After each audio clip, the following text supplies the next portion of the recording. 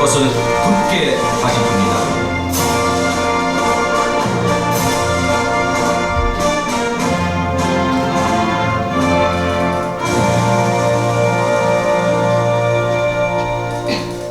바로 시간관계상 이하 국민을 위해 생략하도록 하겠습니다. 모두 자리에 앉아주시기 바랍니다. 토론해주시는 모든 여러분을 소개해드리겠습니다. 한 분 한 분 호명될 때마다 큰 박수로 환영해 주시길 부탁드리면서 먼저 이번 토론회를 주최하신 대구북구을 국민의힘 김승수 의원님 참석하셨습니다.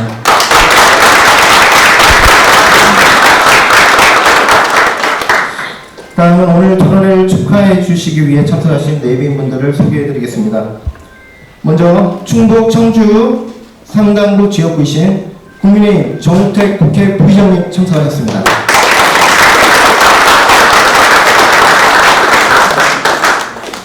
예, 다음은 국회 기재위 간사님을 맡고 계십니다. 대구 동구가 류성걸 의원님 참석하셨습니다. 네, 감사합니다.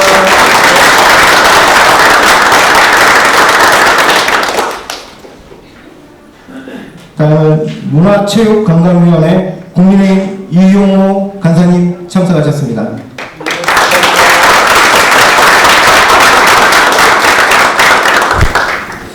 충북 제천시 단양군 지역구시죠. 국민의힘 엄태영 의원님 참석하셨습니다. 네, 참석하셨다가 이사가셨습니다. 양해 바랍니다.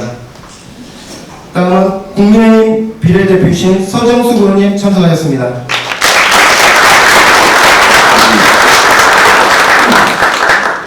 다음은 국민의힘 비례대표이신 김혜지 의원님 참석하셨습니다.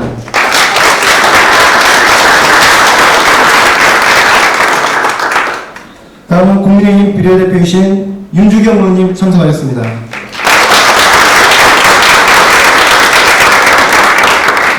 의원님들은 다 소개가 끝난 것 같고요. 다음은 우리 문체부 차관님이시죠. 정경금 문체부 1차관님 참석하셨습니다.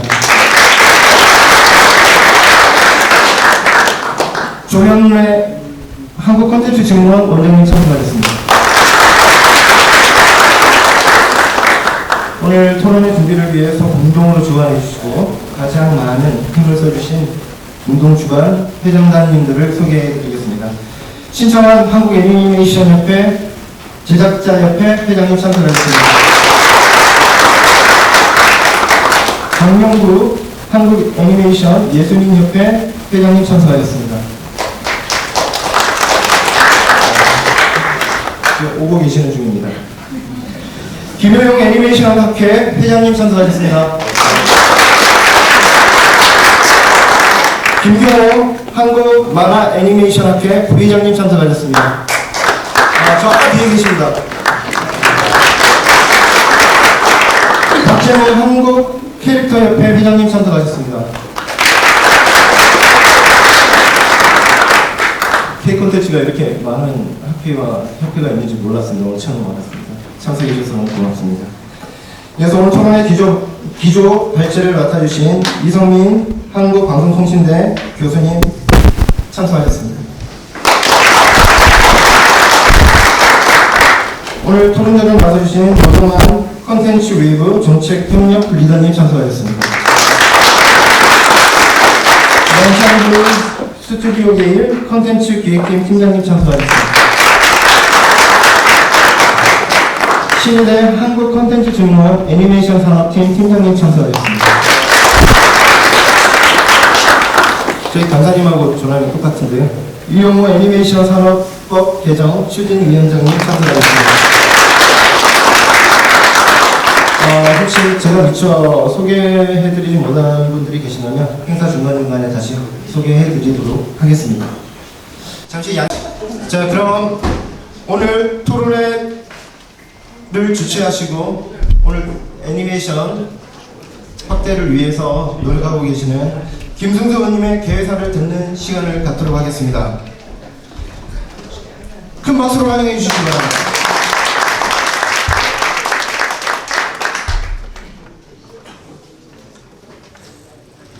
예, 국민의힘 대구 북구 출신 국회 문화체육관광위원회 소속 김승수 의원입니다. 오늘 이른 아침 시간인데 보통 이런 그 토론회 일찍 하더라도 10시에 하는데 여러 가지 오늘 국회 일정이 오늘부터 본격적으로 시작이 됩니다. 그래서 좀 일찍 시작했는데도 불구하고 많은 분들 잘 함께해 주셔서 감사를 드립니다. 특히 앞서 그 주요 내빈들 소개를 시켰습니다만 들었습니다만 우리 존경하는 또 정우택 또 국회 부의장님께서 직접 잘 함께해 주셔가지고 진심으로 감사를 드립니다. 또 애니메이션과 관련해가지고 직접적인 관련이 있는 우리 문체의 이용 간사님 바로 지금 소회가 지금 이어지고 있습니다. 그래서 부득이 자리를 이수하셨는데 그리고 유성걸 또 우리 또 기재위 간사님 같이 참석을 하셔가지고 이렇게 힘을 실어준 데 대해서 감사의 말씀을 드립니다. 또 끝까지 또 자리 좀 지켜주고 계시는 우리 서정숙 또 이인선 또 윤주경 의원 우리 윤주경 의원님 그때 강북절이었는데 잘 아시죠? 우리 윤봉길 의사님에게 손녀 되시고 김예지 의원 또 이게 굉장히 지금 최근에 여러 가지 주목을 받고 있는데 똑같이 법안 소위 지금 심의가 시작이 되기 때문에 지금 자리를 이수겠다는 말씀을 드립니다.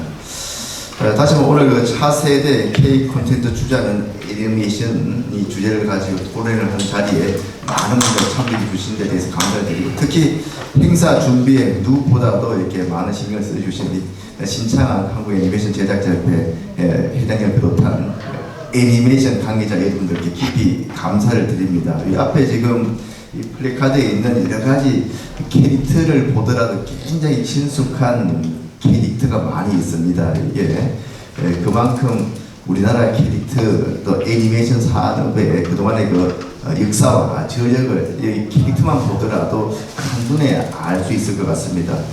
최근 들어가지고 K 컨텐츠 말씀들 많이 들으실 테지만 작년도 수출액만 하더라도 133억 달러 우리나라 여러 가지 그 산업 분야 중에 당당히 지금 3위에 올라와 있습니다. 가전 분야, 산업 분야까지 제친 우리 앞에는 반도체와 자동차 산업 다음에는 K 컨텐츠 산업이 한국 수출 산업의 표자노릇을 또 하고 있습니다. 그 K 컨텐츠 중에서도 물론 좀 게임이 가장 큰 매출액을 차지하고 있습니다만은 우리 애니메이션 산업 또한 오랫동안의 그런 저력을 가지고 있고 세계적인 경쟁력을 갖추고 있는 콘텐츠 분야가 아닌가 이렇게 생각합니다.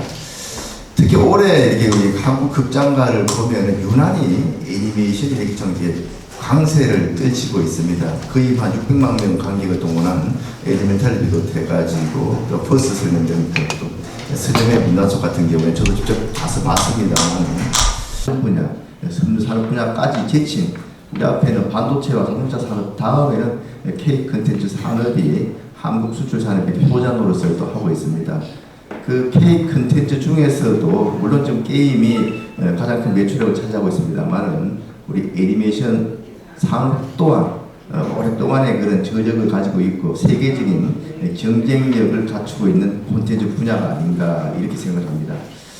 특히 올해 이렇게 우리 한국 극장가를 보면 유난히 애니메이션이 이렇게 좀 이렇게 강세를 떨치고 있습니다. 거의 한 600만 명 관객을 동원한 엘리멘탈을 비롯해가지고 또 퍼스트 설명 등 또 스lem의 문단속 같은 경우에 저도 직접 가서 봤습니다만 이렇게 이제 이야기하다 보면 조금 아쉬운 점이 이런 그 극장가뿐만 아니고 요즘부터 OTT를 통한 그 애니메이션 공개가 대부분의 그 공개의 그런 그 기회를 가지고 제공을 하고 있습니다만은 가장 유명한 넷플릭스라든지 몇 가지 OTT를 들어가 보더라도 다른 분야는 한국 드라마들이 거의 뭐 이렇게 랭킹 10 안에 이렇게 압도적으로 많이 차지하고 있는데 유독 애니메이션 분야만 보면은 우리나라 애니메이션을 좀 찾아보기가 좀 쉽지 않은 실정입니다. 왜 그러냐? 오늘 뭐 여러 가지 그 토론의 그 주제도 되겠습니다만은 굉장히 우리나라 애니메이션의 그 경쟁력 그러니까 이게 그 스토리밍에서라든지 또 제작과 관련 기술 역량 그리고 그 작품성 이런 모든 면에서 세계적인 영향을 갖췄음에도 불구하고 사실 그동안 우리가 애니메이션이 주로 이제 아동용 애니메이션이 너무 치중해 왔던 거 아니냐. 그러다 보니까 사실 아동용 애니메이션 굉장히 우리가 지금 세계적으로 큰 그 위세를 떨치고 있습니다. 유튜브에서야 진짜 뭐 압도적인 조회수 1위를 차지하고 있는 핑크퐁, 아기상어 핑크퐁을 비롯해가지고 여러 가지 이제 라바라든지 또 뽀로로 뭐 이런 부분들이 굉장히 지금 세계적으로도 이게 인기를 끌고 있습니다만은 거기에 가치력이 좀 그 보조를 맞출 만한 성인 애니메이션 제작이라든지 또 세계적인 그런 유통에 있어가지고는 아직까지 좀 상당히 좀 미흡한 부분이 많지 않는가 아쉬움을 갖고 있습니다. 그렇다고 해서 우리가 또 이 기술력이 떨어지는 부분은 아닌데 그런 부분에 대해서 일단 애니메이션 생태계뿐만 아니고 우리 정부라든지 이런 지원책이 있어가지고도 조금 뭔가 이렇게 개선 보완해야 될 점이 있지 않느냐 그런 문제의식에서 오늘 토론회가 이렇게 좀 개최됐다고 생각을 하고 있습니다. 최근에 모레기 참석하신 애니메이션 종사자 여러분들께서 너무나 잘 알고 계십니다만은 우리나라 성인 애니메이션들도 국제 그런 애니메이션 영화제에서 여러 가지 이렇게 수상을 하면서 주목을 좀 받고 있습니다. 저도 몇 가지 국제 영화제에서 이렇게 주목받는 수상을 한 작품들을 이렇게 직접 보면은 상당히 그 스토리나 이런 데 독창적이고 그런 여러 가지 작품성이 있어가지고 굉장히 좀 미국 애니메이션, 일본 애니메이션과 차별화되는 좀 한국만의 그 특성을 보여주고 있다 이렇게 생각을 좀 하고 있습니다. 그런 측면에서 우리가 앞으로 좀 더 관심을 가지고 육성 발전시켜야 될 부분이 애니메이션, K 콘텐츠 중에서도 애니메이션, 그 중에서도 좀 성인들 아직 함께 볼 수 있는 좀 광범위한 연령대, 광범위한 장르의 애니메이션 제작하는 환경이 앞으로 좀 조속히 마련되어야 하지 않는가 생각하고 있습니다. 그런 과정에서 사실은 여러 가지 지금 지난 정부에서 국가 보조 사업들에 대해서 좀 투명성 문제라든지 굉장히 어떻게 보면 좀 비효율적으로 쓰여진 부분들이 많기 때문에 올해 여러 가지 이제 그런 국가 예산의 그 보조금 사업들에 대해서 전체적으로 지금 들여다보고 이제 틀을 새롭게 좀 재정리하는 그런 그 지금 기간 중에 있습니다. 그 과정에서 우리 애니메이션 업계에서 좀 걱정하는 부분이 계시는 걸로 알고 있습니다만은 앞으로도 지금 중요한 좀 정부 예산 심의 과정이 남아있고 국회 심의 과정이 남아있기 때문에 오늘 그런 우려나 걱정까지 충분히 이렇게 말씀해 주시면은 오늘 문체부에게 정명국 1차관님도 와 계십니다만 같이 노력을 해서 우리 애니메이션 산업이 정말 앞으로 우리 K 콘텐츠의 핵심 콘텐츠로서 발전할 수 있도록 지원을 아끼지 않겠다는 말씀을 드립니다. 다시 한번 오늘 이 자리에 참석해 주신 모든 분들께 깊이 감사를 드립니다. 고맙습니다.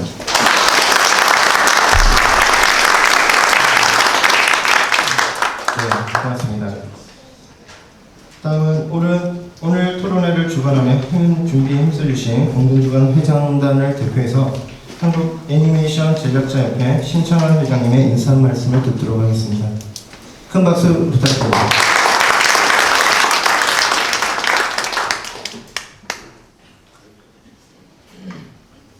오늘 토론회 준비를 위해서 힘써주신 김수수 의원님, 오늘 애니메이션 전문가라고 해도 될 만큼 해박한 지식과 관심을 보여주셔서 제가 드릴 말씀이 거의 한 3분의 1로 단축되었습니다.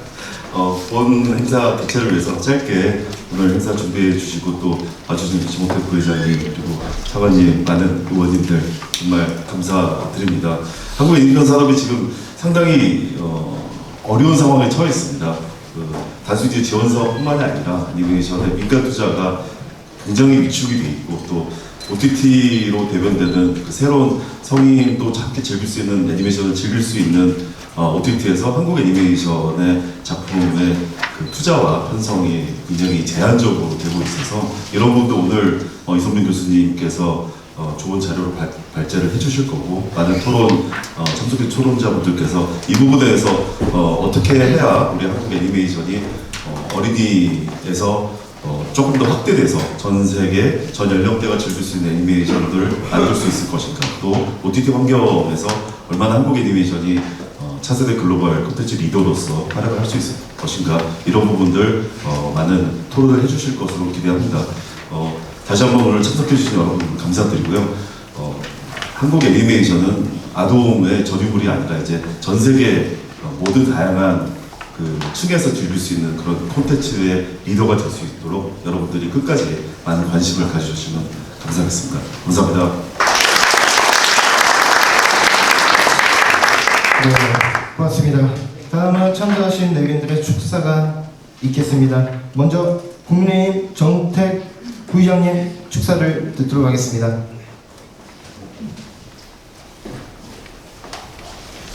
환영의 박수 부탁드립니다.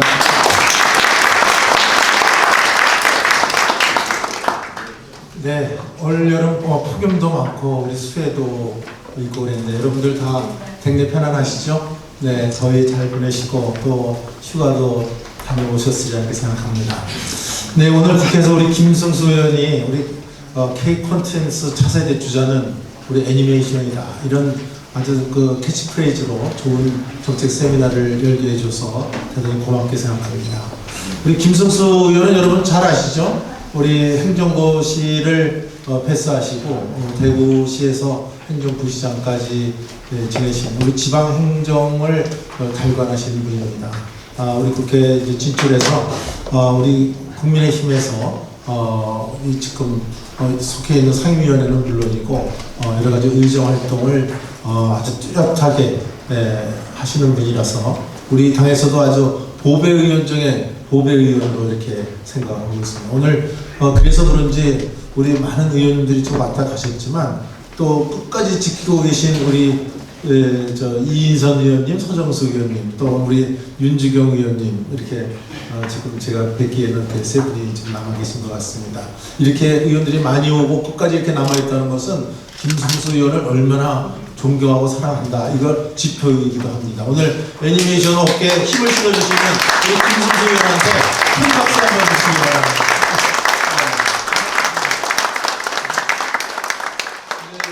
충청도는 이 정도, 저는 충청도 출신이라 이 정도 박수 받아도 뭐 황송하지만 대구는 좀 세요. 그래서 이 정도 박수 받고 힘이 안 납니다. 다시 한번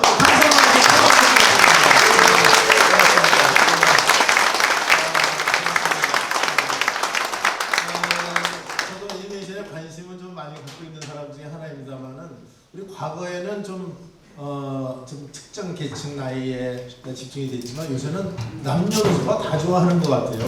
그래서 이 시장 규모도 제가 오기 전에 조금 찾아보니까 지난해에 세계 시장 규모가 한 3,900억 달러. 그런데 2030년이면 한 5,800억 달러로 급신장할 것이다. 이렇게 제가 기록을 봤습니다. 근데 우리 한국에서도 애니메이션 쪽에 많이 그동안 성장을 가져왔습니다. 근데 아직 한 6천억 규모, 우리 국내 시장 규모는 한 6천억 규모이기 때문에 그게 크지는 않지만 지금 해외 판권 수출이라든지 라이센싱을 통해서 아마 급성장을 하고 있다. 저는 이렇게 판단을 하고 있습니다. 제가 기억하기에도 제 손주도 즐겨 들었던 아기상어, 뭐 핑크퐁인가요? 아기상어 이거는 최초로 100억 뷰를 넘을 정도로 이렇게 하고 누적 조회수도 세계 1위인 걸로 제가 알고 있는데 이런 것들이 우리 한국의 K 콘텐츠를 증가시키고 있다고 생각합니다. 특히 오늘은 이 OTT와 관련돼서 아마 많은 우리 이성민 교수님이나 이런 분들이 그 발제도 해주시면서 토론을 해주실 거다 이렇게 생각하는데 지금 뭐 아직도 근데 우리 TV 방송 위주에 많이 치우쳐 있지 않나. 이제 앞으로 OTT로 많이 넘어갈 거라 생각하고 특히 외국의 거대 OTT 회사들도 이 애니메이션 시장 지배력을 갖다 높이기 위해서 많은 투자들을 하고 있는 것으로 알고 있습니다. 넷플릭스 같은 경우에도 매년 30% 이상씩 애니메이션에다가 투자를 증가시키고 있다 이렇게 듣고 있습니다. 이런 시점에서 우리가 우리 김승수 의원님이나 우리 존경하는 심창한 회장님도 얘기를 하셨지만 우리가 조금 더 어떤 지원이 필요한지 예산이 필요한지 특히 오늘 문체부 차관님이 오셨는데 우리 정부와 민간이 어떻게 좀 협조 체계를 구축을 해서 말 그대로 우리 K 콘텐츠 하면 뭐 K 음악이라든지 무슨 다른 드라마라든지 이런 데 많은 생각을 하지만 K 애니메이션 쪽에 조금 더 급신장을 이룰 수 있는 좋은 오늘 토론회라 이렇게 생각을 합니다. 오늘 제가 몇 명함을 받았습니다만은 우리 김효용 애니메이션 학회 우리 교수님 회장이시기도 하고 또 한국 캐릭터 협회 박재모 회장님, 우리 또 후원해주시는 콘텐츠 진흥원의 조현래 원장님께도 감사의 말씀을 드립니다. 오늘 여기 참석하신 분들이 다 애니메이션에 각별한 관심을 가지신 분들이기 때문에 국회에서 우리 김승수 의원이 하는 일은 국회 쪽은 저희들이 우리 의원님 모시고 잘 서포트하겠습니다. 여러분 민간 쪽에서 팍팍 급신장을 이뤄주시기 부탁드리고 오늘 좋은 토론회 이뤄주시기 부탁드립니다. 감사합니다.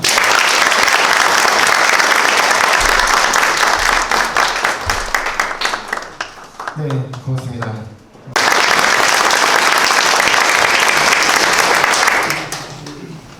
예, 문체부 차관 정명국입니다.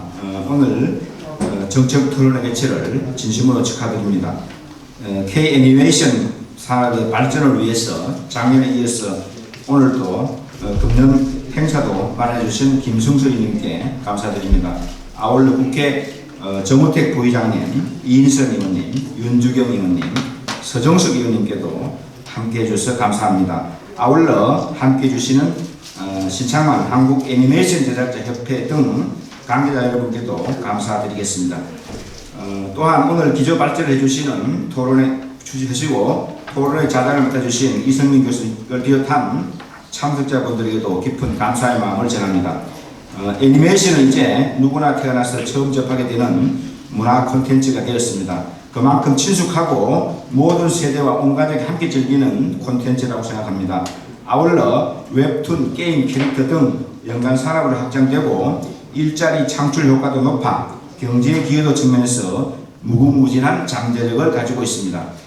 특히 코로나 팬데믹 시기를 거치면서 OTT를 통해 애니메이션을 시청하는 세계인들이 점점 더 많아지고 있습니다. 뽀로로, 캐치, 티니핑, 아기상어, 핑크퐁 등 우수한 인력 자원과 뛰어난 창의력을 기반으로 전 세계인의 마음을 사로잡는 K-애니메이션으로서는 놓칠 수 없는 기회가 오고 있습니다. 문체부도 변화된 환경에 맞추어 K-애니메이션이 세계 선두주자로 발돋움할 수 있도록 정책적 지원을 더욱더 탄탄히 하겠습니다.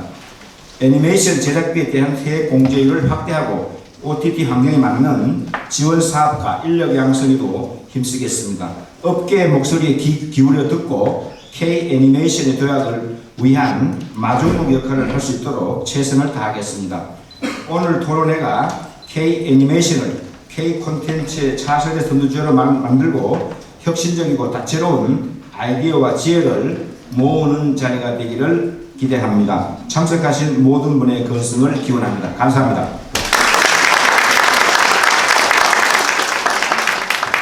네, 고맙습니다. 이제 성민입니다.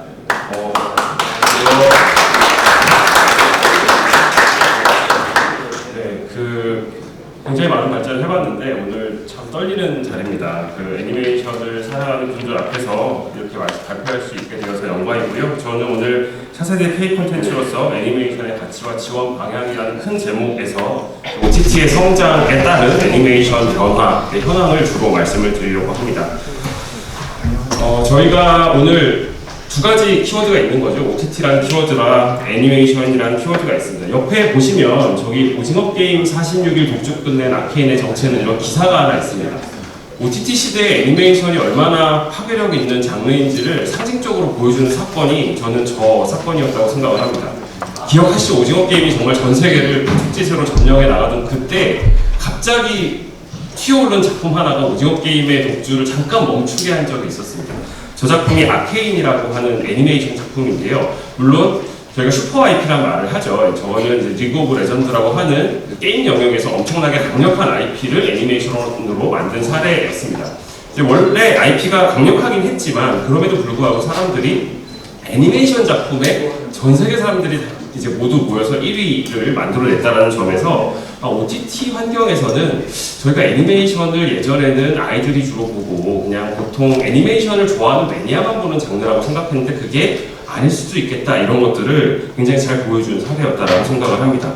사실 그리고 저 작품이 저는 또 의미 있다고 생각을 하는 게 저희가 최근에 콘텐츠 IP의 중요성을 말씀을 많이 하면서 이제 IP가 게임으로도 변할 수 있고 드라마가 될 수도 있고 다양한 장르로 확장될 수 있다라고 많이 이야기를 하는데요. 사실 한국의 굉장히 핵심 IP 중에 이제 웹툰 IP에 대한 주목을 저희가 많이 하고 있습니다. 그런데 이런 웹툰이나 게임 IP가 확장할 수 있는 가장 부드럽게 확장할 수 있는 장르 중에 하나가 애니메이션이라는 거죠. 그래서 지금 IP 확장을 통해서 부가가치를 높이는 방식으로 콘텐츠 산업의 경쟁력에 중점이 바뀌는 상황에서 이제 애니메이션을 잘 만드는 나라는 사실은 그 IP 확장에서 굉장히 큰 무기를 가지고 있는 나라가 될 수 있는 겁니다. 그런데 한국은 잘 만드는 나라입니다. 다만 그 분야가 아이들 영역에 아직 한정되어 있다는 한계가 있는 거죠. 그렇다면 저희가 풍부한 IP도 가지고 있고 드라마나 다른 영상화 쪽에도 역량들을 가지고 있고 심지어 애니메이션 분야에서도 그 애니메이션을 잘 만들 수 있는 역량을 가진 분들은 이렇게 많은데 이것이 조금만 물꼬를 터서 정말 IP 성인과 15세 이상의 대상으로 IP를 총체적으로 확장할 수 있는 역량만 갖출 수 있다면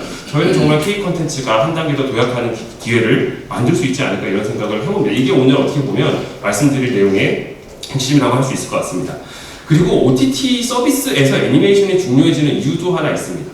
OTT는 그 최근에 우리가 주로 많이 쓰는 OTT 서비스가 대부분 월정액을 내는 구독 서비스잖아요. 근데 구독 서비스는 항상 어떤 문제를 가지고 있냐면 돈값을 했다라는 감각을 구독자한테 줘야 됩니다. 내가 이게 16,000원 냈는데 내가 좀 근데 영화는 보려고 하면 이제 각을 잡고 본다고 그러죠. 이게 마음 먹고 봐야 되고 드라마도 저희가 바꾸면 못 보는데 애니메이션은 굉장히 반복적으로 마음 편하게 특히 아이들과 함께 가족이 함께 계속 볼 수 있는 그런 가치가 있기 때문에 OTT 입장에서는 애니메이션 라이브러리를 확대하는 게 굉장히 경쟁력을 갖출 때 중요한 포인트가 되고 있습니다. 그럼 저희 입장에서는 OTT의 성장에 애니메이션이 중요한데 그 OTT의 애니메이션 투자의 물꼬가 한국 애니메이션을 어떻게 하면 흘러가게 할 수 있을까라는 고민을 해야 되는 시점이라는 생각을 합니다. 그래서 오늘 저희가 OTT 시대의 애니메이션이 왜 중요하고 OTT 시대의 애니메이션의 지형이 어떻게 바뀌어가고 있는지에 대해서 주로 말씀을 드리려고 하는 겁니다.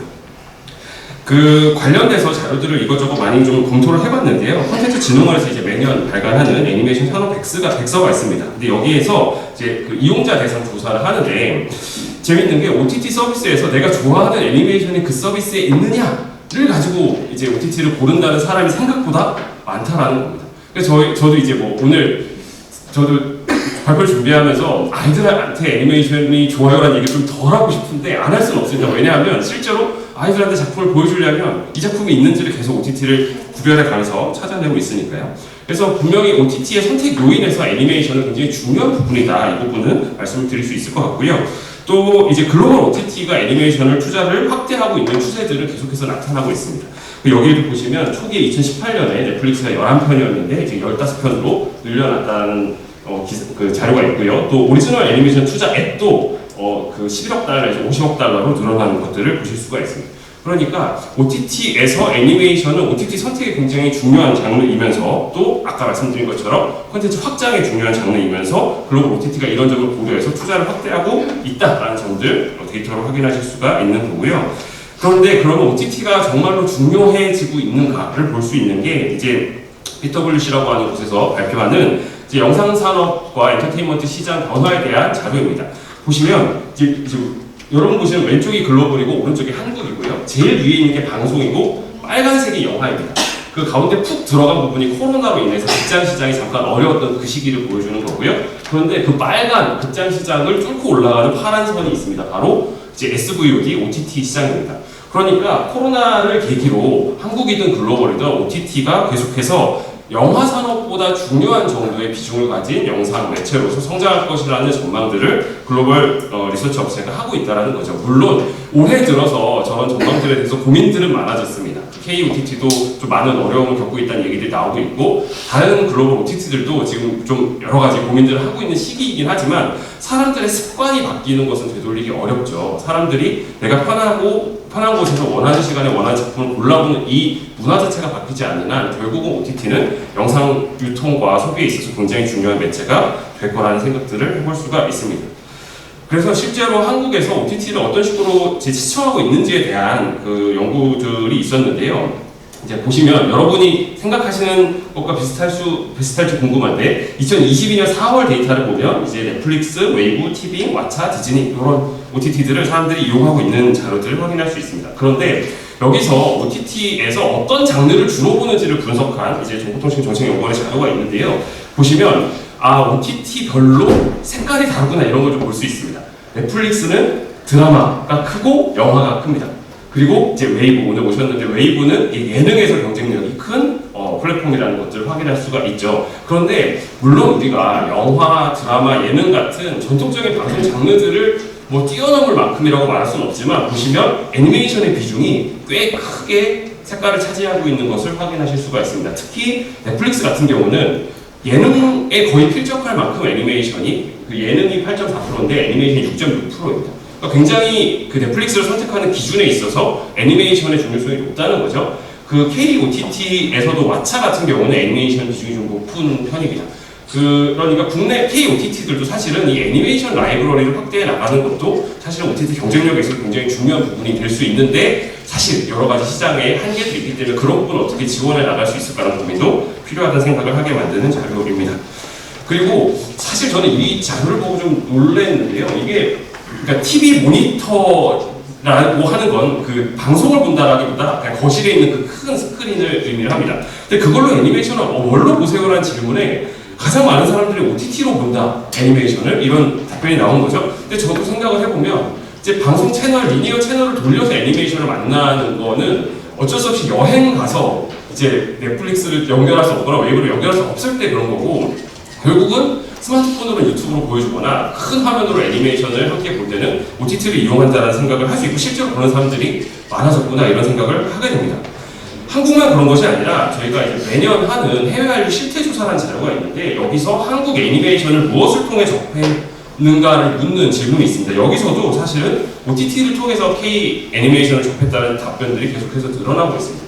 그러니까 여기까지를 정리하면 사실은 우리가 애니메이션이라고 하는 것을 주로 접할 수 있는 경로에서 OTT의 중요성이 굉장히 높아졌고 앞으로도 높아질 것이다. 그러니까 우리가 K 애니메이션의 중요성 그리고 가치에 대해서 이야기를 할 때 더 이상 OTT를 빼놓고 이야기할 수 없는 시기가 되었다라고 이제 여기까지의 내용을 정리해 드릴 수 있을 것 같습니다. 그러면 그 글로벌 애니메이션 시장은 지금 어떤 식으로 변하고 있는지를 한번 살펴볼 때가 된 것 같습니다. 앞에서도 조금 얘기가 나왔었는데요. 그 전 세계 애니메이션 시장은 2022년에 그 전년 대비 5% 정도 성장해서 3,910억 달러 이상이 될 것으로 추정을 하고 있는데 그래프를 보시면 굉장히 안정적으로 3에서 5% 정도의 성장세를 이어나갈 것이라는 예상들을 많이들 하고 있고요. 2030년에는 5,870억 달러를 넘어설 것이라고 많이 예상들을 하고 있습니다. 그러니까 영상산업 분야에서 애니메이션은 아직 성장성이 기대되는 영역이다라는 것들을 발견하실 수가 있을 겁니다. 그런데 그러한 글로벌 시장의 성장을 주도하는 데가 어디냐? 바로 사실 그 VOD 기반의 OTT 서비스라는 거죠. 여기 보시면 그 이제 파란색이 리니어 채널, 그러니까 방송 채널에서 애니메이션을 만드는 사례에 투자하는 사례고요. 이제 검은색이 비디오 온 디맨드, 그러니까 VOD죠. 그러니까 구독 서비스에서의 애니메이션 투자액인데 물론 그 넷플릭스가 압도적으로 많이 늘려나가고 있기 때문에 그런 측면은 있습니다만 보시면 이제 검은색을 차지하는 비중들이 꽤 높다라는 것을 확인하실 수가 있을 겁니다. 여전히 애니메이션의 리니어 채널, 그러니까 방송 채널에서도 중요한 장르인 건 맞기 때문에 이 투자가 갑자기 줄어들 거라고 보진 않지만 글로벌 OTT가 성장할 때 가장 중요한 장르 중에 하나로 애니메이션을 고민하고 있다는 수치는 이걸 통해서도 저희가 확인할 수가 있는 겁니다. 그런데 글로벌 OTT 업체들은 왜 애니메이션에 투자를 할까요? 물론 아이들이 있는 가족 매체로서의 영향력을 확대하는 측면도 있지만 사실 제가 처음에 아케인을 보여드렸던 것처럼 의외로 어른들이 보는구나 라는 인식들이 늘어나고 있는 것들을 확인할 수 있습니다. 그게 사실 올해 한국에서도 나타난 현상입니다. 올해 상반기 극장 시장을 이제 영진이가 매년 이제 그 상반기 정리하고 하반기 정리하는 자료가 있는데 이제 6월까지를 정리한 자료가 나왔습니다. 그거 보시면 올해 상반기 흥행작 상위 10위권 안에 3개의 작품이 애니메이션입니다. 그 스즈메의 문단속, 퍼스트 슬램덩크, 슈퍼마리오 브라더스. 좀 공교롭게도 3개 다 일본 IP이라는 좀 슬픈 점이 있고요. 요 상반기 결산이 끝나자마자 이제 저희 7, 8, 9월 있었는데 그때 1위를 한 작품은 애니멘탈입니다. 이건 다행인가요? 한국 분이 만든 애니메이션이긴 하지만 어쨌든 애니메이션이 한국의 극장 시장에서 영향력을 이렇게 확대해 나가는 것이 어떻게 가능한가 이런 질문을 해볼 수가 있어요. 근데 제가 이 강의 자료를 준비하면서 넷플릭스에서 그 글로벌 탑10 순위를 이제 매번 발표하잖아요. 근데 그러니까 지난주죠. 자료를 만드는 시점이니까 지난주 비영어권 시리즈 부문 탑10에 4개의 작품이 일본 애니메이션입니다. 저는 사실 제가 넷플릭스 관련돼서 발표를 많이 해서 글로벌 OTT 순위 이제 계속 보거든요. 근데 4편이 일본 애니메이션이었던 저는 정말 처음 봤습니다.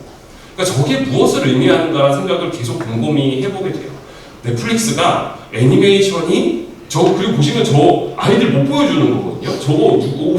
저걸 아이들이랑 같이 보면 안 되죠. 저거는 정말 15세 이상 굉장히 성인 취향의 작품들인데 저게 글로벌 탑10 안에 4편이나 들었다는 것이 무엇을 의미하는가, 왜 넷플릭스는 저런 작품들을 투자하고 있는가, 이런 부분들을 저희가 생각해 봐야 된다는 거죠. 한국에서도 저거 다 아이들이 봤다라고 말할 수 없잖아요. 저거 다 어른들이 가서 봤거든요. 그러니까 저는 그런 생각들을 합니다.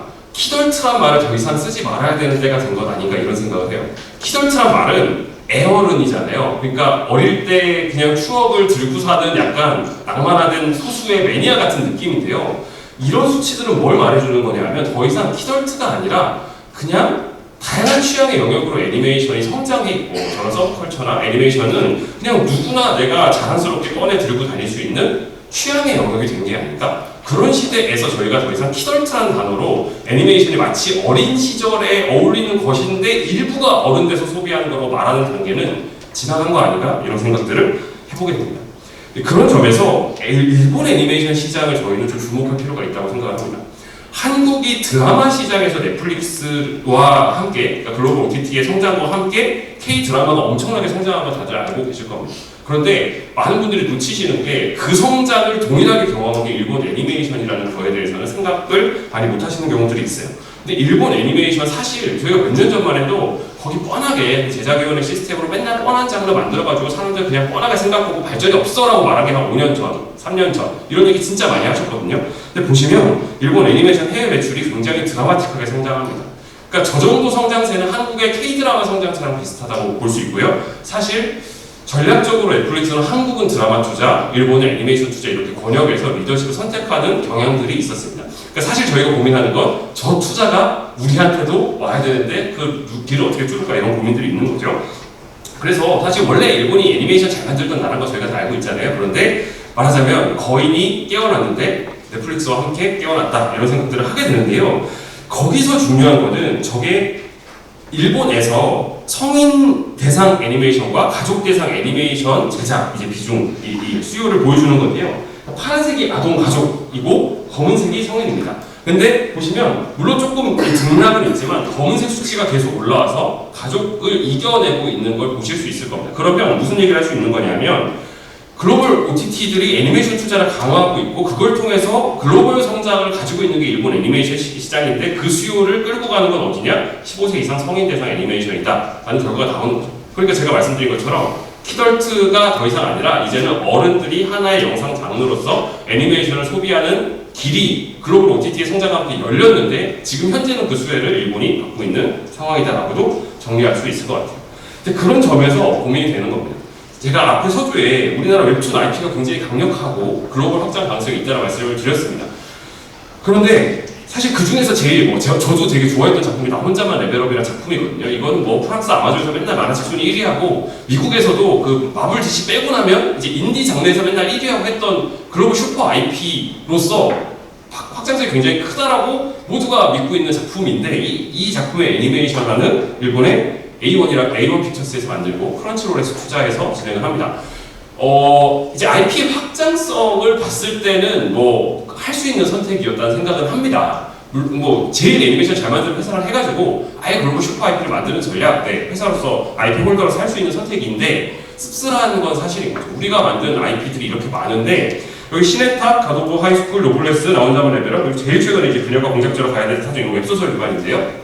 이게 웹소설 웹툰에서 나온 슈퍼 IP의 잠재력 있는 작품들의 애니메이션 제작 파트너로 일본 제작사를 자꾸 선택하는 일들이 이어지고 있는 거는 우리가 역량이 없으면 모르겠는데 우리한테 기반이 있는데 우리가 뭔가 물꼬를 못 두고 있는 거 아닌가? 한국 애니메이션 제작자들이 얼마든지 한국의 슈퍼 IP들과 협업해서 저런 확장성을 만들어낼 수 있는 것은 아닌가, 이런 생각을 해보게 되는 거죠. 그러니까 사실 저희가 차세대 K 콘텐츠 주자가 애니메이션이라고 말하는 이유는 차세대 K 콘텐츠가 애니메이션이란 말도 되지만 K 콘텐츠의 다음 단계를 위해서는 애니메이션이 함께 가지 않으면 안 된다는 말이기도 한 겁니다.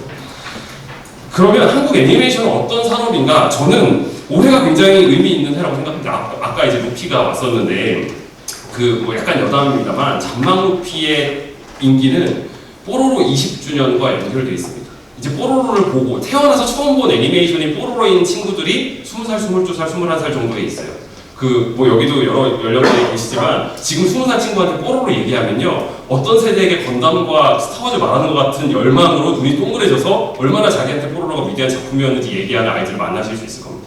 무슨 얘기냐면 한국이 20년 동안 한국의 IP로 자라난 세대가 드디어 어른이 되기 시작했다라는 겁니다. 그러니까 사실 뽀로로 20주년은 뭐 특정 애니메이션을 말하는 게 아니라 저 때부터 시작된 키즈 분야에서 애니메이션의 어떤 성장세와 우리 IP의 가치들을 드디어 우리가 어른이 된 팬덤을 통해서 수확한 시기가 됐다라는 의미이기도 합니다.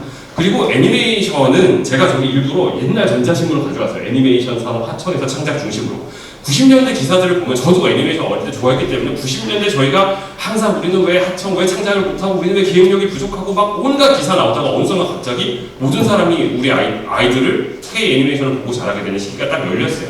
그러니까 사실은 우리는 한국 K 콘텐츠가 어떻게 성장했고 어떻게 도약했는가를 설명할 때 애니메이션을 빼면 설명할 수가 없습니다. 애니메이션이야말로 정말 하청이라고 하는 OEM 제작 기반에서 창작으로 대전환을 성공한 가장 핵심적인 대표적인 장르라는 거죠.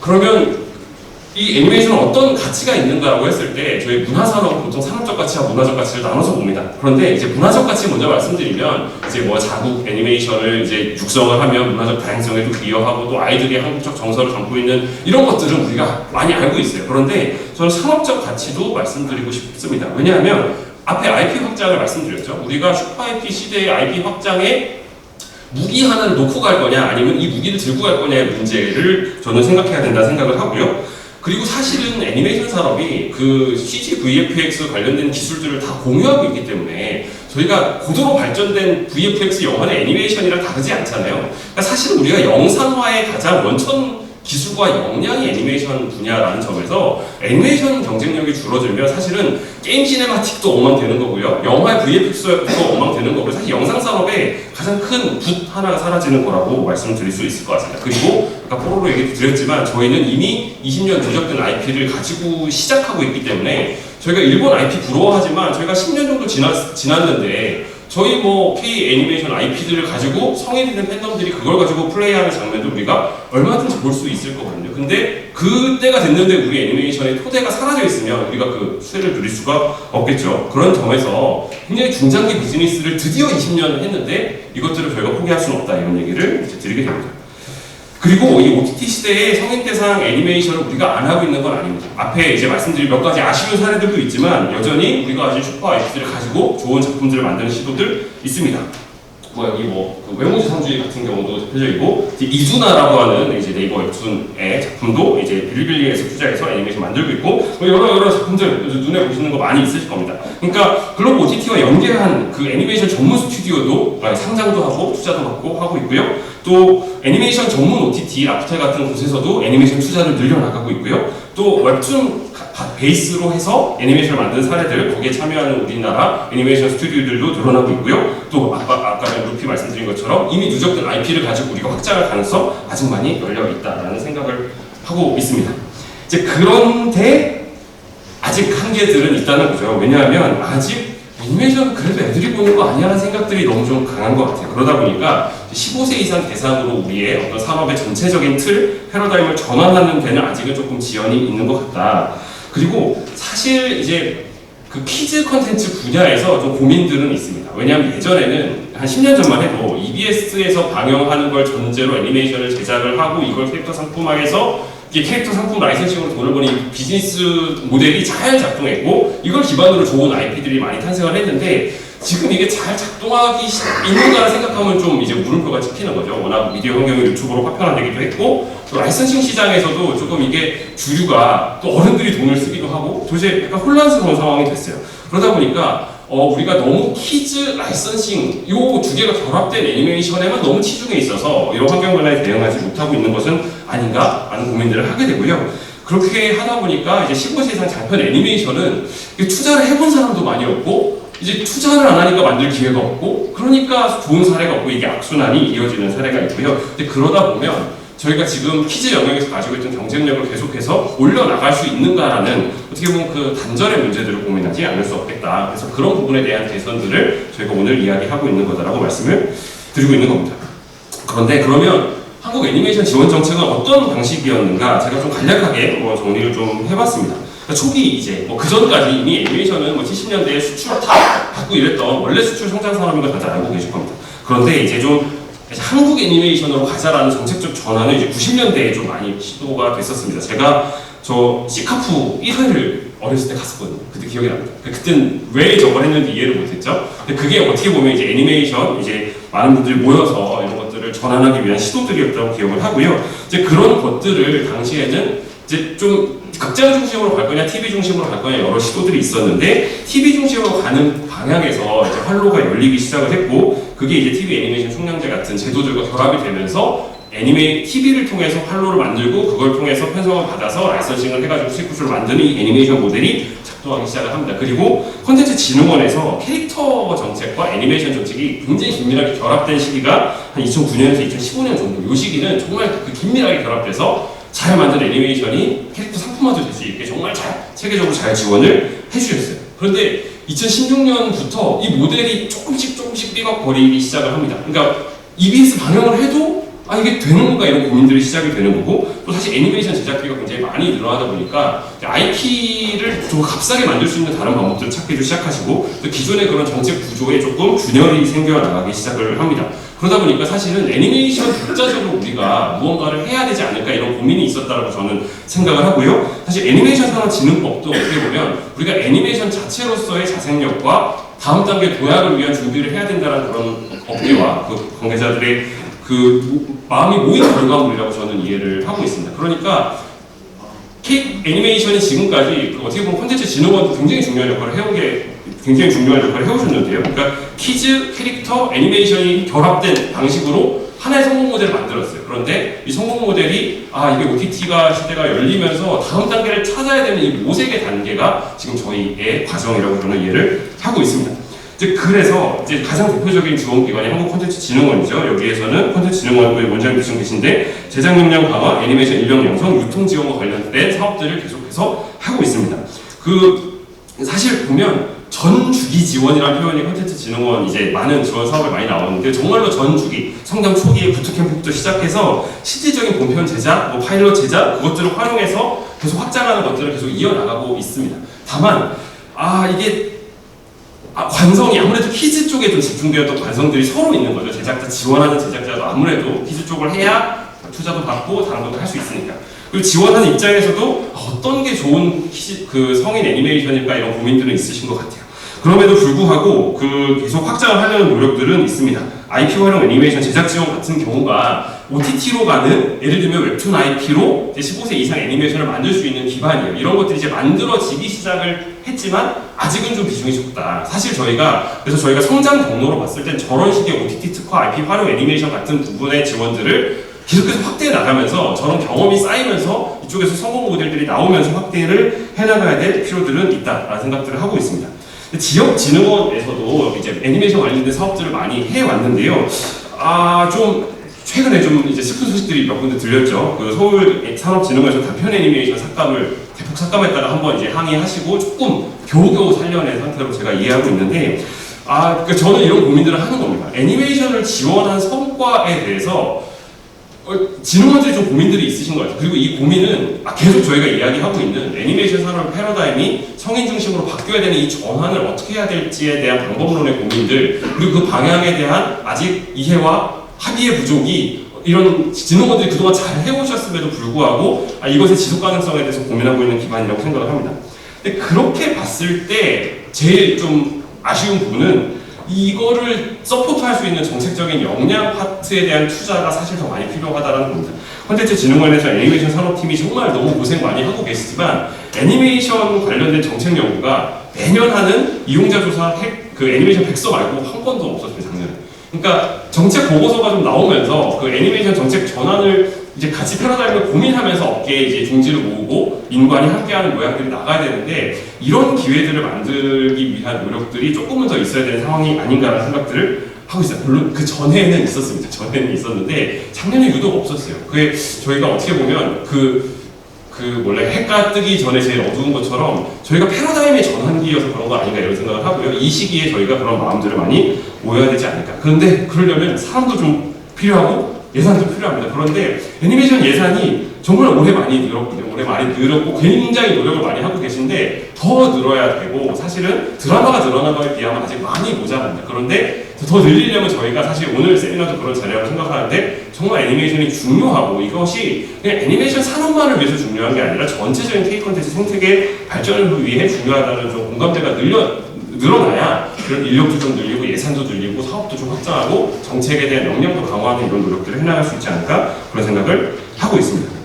그래서 이제 3장 남았습니다. 빨리 마무리할 텐데 그 정책 방향에서 기본적으로 저는 전략적 산업정책 이런 표현을 써봤어요. 그러니까 무슨 얘기냐면 그냥 애니메이션 그거는 그냥 우리가 지원해주는 거야. 앞에도 뭐 보조금 사업 얘기하셨는데 그냥 뭐 지원 대상이 보조금이야. 이게 아니라 우리가 정말 20년간 잘 키워온 산업 영역인데 이 산업 영역을 국가가 어떤 식으로 대응하면서 정책을 발전시킬 건가에 대한 저는 비전이 있어야 되는 때라고 생각을 합니다. 저희가 뭐 지금까지 잘해왔는데 앞으로 안 될 거니까 안 할 거 아니잖아요. 이것의 이 역량을 어떻게 잘 살려서 다음 단계의 환경변화에 대응하는 게 산업정책의 역할인데 저는 애니메이션의 산업정책적 관점들이 계속해서 들어와야 될 때라고 생각을 합니다. 이제 그런 점에서 몇 가지 저희의 한계가 있겠죠. 아직 키워야 될 역량들이 있을 것 같고요. 특히 성인 대상 애니메이션에 대한 기획이나 이걸 제작해본 혹은 이제 전형적인 3D 애니메이션이 아니라 조금 더 확장된 영상미를 더하는 이런 전략들에 대한 고민들을 앞으로 해야 될 때라는 생각들을 하고 있습니다.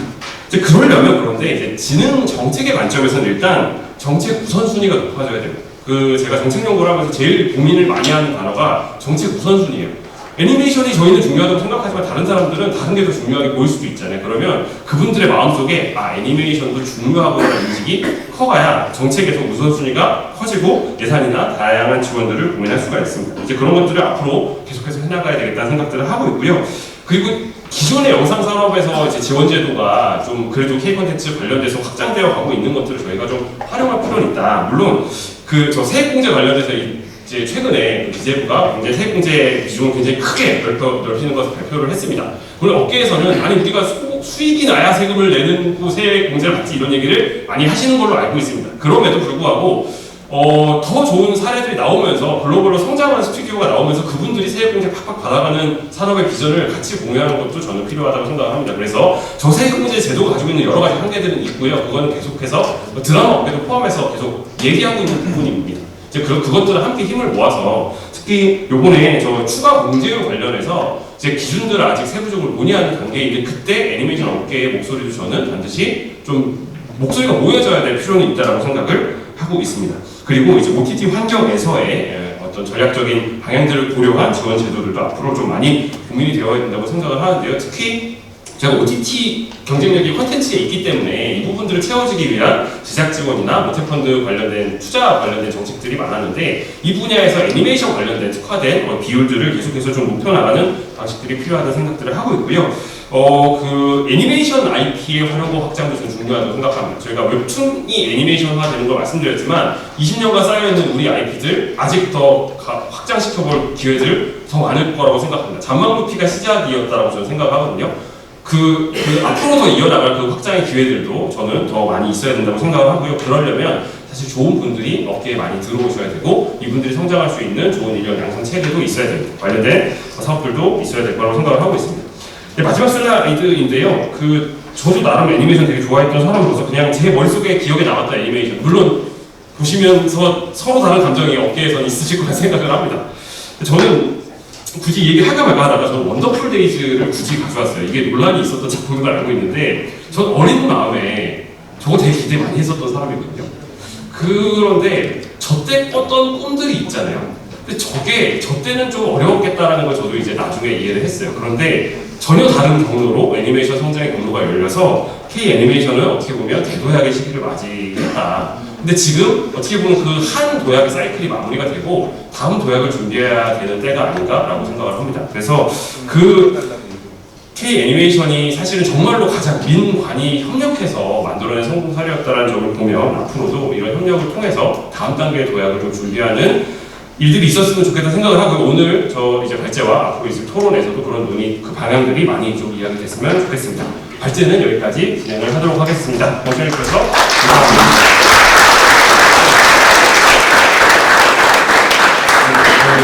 바로 이어서 저희 토론을 진행할 건데요. 장례 정리를 좀 해야 되니까 장례 정리 이후에 착석한 이후에 오늘 K 콘텐츠로서 애니메이션의 가치와 방향을 함께 논의할 수 있는 최고의 전문가분들을 토론으로 모셨습니다. 한 분 한 분 일단 소개를 드리려고 하는데요. 먼저 콘텐츠 웨이브의 정책 협력 리더를 맡고 계신 노동환 박사님 모셨습니다.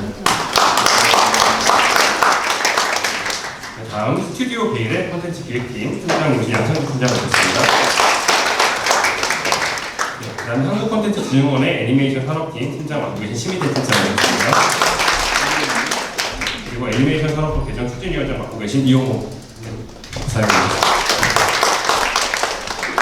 네, 그러면 저희가 오늘 키워드가 애니메이션 산업과 또 OTT라는 키워드가 있기 때문에 저희 이제 국내 OTT를 대표하고 계신 노동환 박사님 모셨는데요.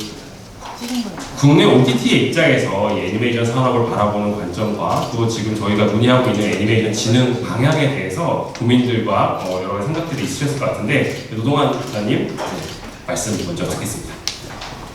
소개받은 콘텐츠 웨이브 노동환입니다. 오늘 K 콘텐츠 차세대 주자 애니메이션 정책 토론회에 초대해 주셔서 다시 한번 감사 말씀드리고요. 좀 부담이 되는 자리이긴 자리입니다. 아무래도 플랫폼 입장을 좀 이야기를 하다 보니까는 약간 결이 다른 부분도 있고 같이 아까 편말을 보니까는 OTT와 동반성이란 편말도 같이 있어서 그러니까는 K 콘텐츠와 OTT 간의 이제 관계에 대한 정립에 대해서 몇 년 동안 계속 이야기는 있었습니다. 그러니까 드라마와 예능 쪽은 좀 얘기가 있었는데 애니메이션 관련된 내용은 제가 생각하기로는 이번이 아마 처음에 이제 공론의 장으로 이끌어진 것 같고요. OTT라고 하면은 대부분 OTT가 뭐야 그러면은 제가 중학생, 고등학생, 대학교형 강의를 한 적이 있는데 그냥 정확하게 다 넷플릭스로 대답을 하시더라고요. 다 브랜드로 알고 계시더라고요. 정확하게 OTT는 동영상 콘텐츠를 딜리버리하는 플랫폼입니다. 명확한 정의로 말씀드리면은 기존에 있던 미디어 환경이 이제 변화를 하면서 국내에서도 OTT 이용률이 거의 90% 이상으로 가면서 이용률이 거의 이제 OTT를 통해서 영상 콘텐츠를 소비하는 주 매체로 자리 잡은 건 사실이고 제가 이제 이 애니메이션 부분을 제가 이렇게 깊게 고민을 못했는데 이번 기회에 자료도 많이 보고 고민을 많이 하는 계기를 가졌는데 애니메이션을 OTT를 통해서 시청하는 경험이 90% 이상이더라고요. 그만큼 애니메이션을 포함해가지고 드라마, 예능, 다양한 장르가 OTT를 통해 소비되는 것을 알 수가 있었습니다. 근데 다만 콘텐츠 산업에 대한 육성 부분과 플랫폼에 대한 경쟁력 부분은 상호 간에 맞닿아 있습니다. 아무래도 이제 애니메이션 산업진흥법에 대해서 플랫폼 입장에서 의견을 좀 드릴 수밖에 없는 상황인데 플랫폼의 경쟁력은 아까 이성민 교수님도 말씀하셨다시피 콘텐츠에서 나옵니다. 그 콘텐츠 중에서도 다양성 측면에서 경쟁력을 갖고 있는 건 사실이고요. 한 예로 여기 말씀을 드리면은 K 콘텐츠에 대한 소재의 다양성이 OTT에서 K 콘텐츠의 경쟁력으로 자리 잡은 건 사실입니다. 아마 쭉 1년에 OTT에서 나오는 장르물을 보시게 되면은 초반에 좀비물이 나오다가 학원 폭력물이 나오다가 이제는 소수의 입장을 대변하는 예능 콘텐츠로 소재가 계속 바뀌고 있습니다. 애니메이션도 마찬가지라고 보고 있고요. 그렇다고 하면은 아무래도 이제 법률안 부분에서 보게 되면은 법률은 K 애니메이션에 대해서 지원과 경쟁력에 대해서 보다 포함해서 들어가 있습니다. 근데 다만 일부 개정 법률안의 조항을 보게 되면은 플랫폼 부분에 있어 약간 규제에 가까운 조항이 있는 건 사실입니다. 앞서 말씀드린 바와 같이 콘텐츠와 플랫폼의 이제 관계는 콘텐츠에 대한 경쟁력과 플랫폼의 경쟁력이 맞닿아야지만 그게 시너지를 놔야 되는데 법률 개정의 이제 방향은 보다 콘텐츠에 대한 지원 부분과 플랫폼이 어떻게 하면은 그 콘텐츠를 빛나게 할 수 있는 경쟁력 차원에서 좀 정책 방향이 마련되는 게 그 법률 개정의 지금 바람직한 방향으로 이제 저는 이제 보고 있고요. 그렇다고 하면은 K 애니메이션 지원을 위해서는 법률 개정도 분명히 필요한 건 사실입니다. 다만 약간 과거에로 돌아갈 필요성은 있습니다. 제가 이제 자료를 이제 토론문을 작성을 하다가 그때 애니메이션 산업진흥법이 만들어지고 문체부에서 그 애니메이션에 대한 지능 기본 계획안을 5개년도 해가지고 내놓으신 게 있더라고요. 제가 이번 기회에 쭉 한번 살펴봤는데 왜 이 5개년 계획을 쭉 살펴보니까는 앞서 말씀드린 문체부나 콘티네에서 하고 있는 생애주기 주기별로 쭉 나열이 돼 있더라고요. 그렇다고 하면은 모든 기본 계획안에 있어서 어떤 부분이 미비점이 있는지 한번 살펴볼 필요성은 있습니다. 매체 환경 변화하는 부분하고 기존에 있던 기본 계획 안에서 필요한 부분을 매체 환경 부분을 플러스 시켜가지고 약간 지원 사업을 약간 업그레이드 시키는 방향을 먼저 하는 게 좋은 지원 사업의 방향으로 이제 말씀드릴 수가 있을 것 같고요. 국내 OTT 쪽에 말씀드리면은 애니메이션 장르가 이용자들의 선택이 약간 낮은 것은 사실입니다. 그 이유는 이용자 층에 있습니다. 넷플릭스는 약간 20대 중심으로 소비가 이루어지고 있고 저희 콘텐츠 웨이브 같은 경우는 보통 30대부터 40대, 50대까지 약간 이용자층이 넓혀 있고 티빙도 20대에서 30대 초반까지 이용층이 넓혀져 있습니다. 그렇다고 하면은 이용자층에 맞는 콘텐츠를 제공해야 되는 게 플랫폼의 경쟁력이거든요. 그리고 퀴즈 장르부터 다양한 장르, 애니메이션도 여러 이제 장르별로 이제 저희 제공을 하고 있지만, 저희가 인기 순위로 아마 저희 웨이브나 TV가 들어가서 보시면은 애니메이션에 대한 인기 순위 나옵니다. 그 대부분 퀴즈 장르보다는 15세 이상 애니메이션 장르로 인기 순위 쭉 나열되어 있는 걸 보실 수가 있습니다. 이 부분은 어떠한 이용자가 플랫폼을 위해서 영상 콘텐츠를 소비하는가 이 부분에 있어서 지원 사업에 대한 방점이 찍혀야 된다고 보고 있습니다. 그래야지만 K 애니메이션에 대한 연령과 성별에 대한 확대 부분 그러면 이용자층하고 이게 맞닿았거든요. 그래서 OTT와 좀 연계된 그 지원 사업 부분에 있어서 앞서 이성민 교수님께서 말씀드린 것처럼 OTT 특화 지원이 2편 정도가 있더라고요. 한 예로 말씀드리면은 아마 원장님도 계시지만 국내 OTT하고 제작사 간의 동반 성장을 위해서 OTT 특화 지원 사업이 올해 예산이 많이 확대돼가지고 저희 플랫폼도 드라마 장르에 하나 지원을 받았습니다. 저희가 이제 2년 넘게 OTT 협의체를 통해가지고 여러 가지 제작 지원 사업에 대해서 2년 동안 고민을 해서 만든 성과가 있었고 콘진원과 문체부에서 많이 도와주셔가지고 예산도 많이 확대돼가지고 예산이 확대과 동시에 제작비에 대한 부분을 일정 정도 보존할 수가 있었습니다. 그렇다고 하면은 근데 약간 좀 차이가 있습니다. 이게 명확한 팩트인지 모르겠지만 국내 OTT에 대한 특화 지원 사업은 국내 OTT의 퍼스트러인이라고 하는 조건이 있습니다. 근데 제가 알고 있고는 애니메이션 부분은 OTT 특화만 있지 국내 OTT에 대한 퍼스트런 조건은 제가 보지를 못했거든요. 넷플릭스나 글로벌 OTT로 가는 것도 중요하지만 보다 이제 K 콘텐츠와 K 플랫폼이 약간 시너지 낼 수 있도록 지원 사업의 체계를 좀 마련하는 게 좀 좋지 않을까 말씀드리고 저희 웨이브 같은 경우는 작년 12월에 미국 쪽에 웨이브 아메리카를 통해서 미국 쪽에 이제 서비스를 본격적으로 개편하고 확대하고 있는 중입니다. 그렇다고 하면은 국내 OTT도 글로벌 진출과 동시에 다양한 K 콘텐츠를 실어나갈 수 있는 글로벌 파이프라인이 구축되고 있는 상황이라고 말씀드릴 수 있을 것 같고요. 마지막으로 이제 말씀드릴 부분은 이제 유통에 대한 부분을 OTT 같은 경우가 가장 큰 강점은 한 번에 유통을 글로벌까지 나갈 수 있는 파이프라인을 구축하고 있다는 겁니다. 그게 가장 큰 넷플릭스의 강점이고요. 국내 OTT도 뭐 웨이브는 저희가 미국 중심의 지금 서비스를 진행하고 있지만 티빙도 그렇고 왓챠는 일본에 하고 있지만 국내 OTT도 글로벌 확장을 위해서 많은 노력을 기울이고 있습니다. 그렇다고 하면은 지원 사업과 유통 같은 경우는 다소 약간 분리되는 측면이 있긴 있습니다. 글로벌 유통과 글로벌 유통을 고려해서 제작 지원 사업에 대한 체계를 다시 한번 점검을 해서 기존에 있던 제작, 유통 이런 부분에 있어서 보다 좀 글로벌 확산을 위한 좀 지원 체계가 마련됐으면 하는 바람이고요. 이제는 OTT 환경이 국내의 유통에 머물러 있지는 않습니다. 국내에 있는서 OTT 오리지널도 해외에서 플랫폼이 구축된 곳은 지금 동시 개봉을 지금 하고 있고, 그리고 저희가 가지고 있는 오리지널 콘텐츠를 다양한 국가에 개별적으로 수출도 진행을 하고 있습니다.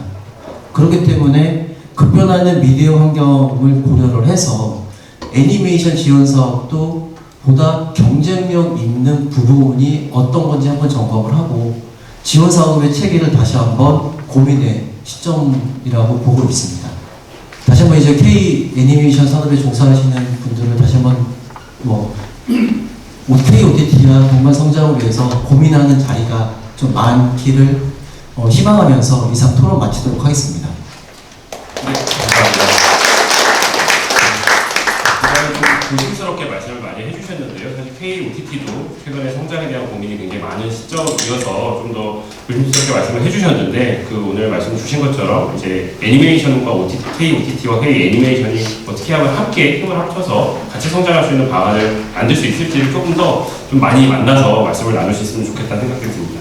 그러면 이제 저희 이제 실제로 애니메이션 이제 산업계에서 오늘 주제에 대해서 어떻게 생각하고 계신지 말씀 좀 들으려고 하는데요. 스튜디오 게일의 양상규 팀장님, 토론 부탁드립니다. 네, 안녕하세요. 스튜디오 게일의 콘텐츠 기획팀 양창규 팀장입니다. 일단 저는 제작사 입장에서 제가 느끼는 이 요즘 환경과 그리고 15세 이상 타깃 K 애니메이션이 왜 이렇게 제작되기 힘든지, 그리고 제가 생각했을 때 지원 정책이 어떻게 개선되었으면 좋겠는지 이렇게 이 부분에 대해서 일단 좀 말씀을 드리려고 합니다. 아시다시피 지난 3년 동안 OTT 플랫폼은 급격히 성장했고 K-스토리 기반으로 K-드라마와 K-영화가 세계 여러 시청자들에게 사랑을 받아오고 있죠. 아쉬운 건 저희 K-애니메이션은 찾아보기 힘들다는 건데요. 그리고 침체되었던 극장가에서도 작년과 재작년 귀멸의 칼날, 그리고 올해 초에는 더 퍼스트 슬램덩크, 스즈메의 문단 속의 흥행을 통해서 국내에도 청소년과 성인 타겟 애니메이션 수요가 있다는 것을 확실히 보여주었습니다.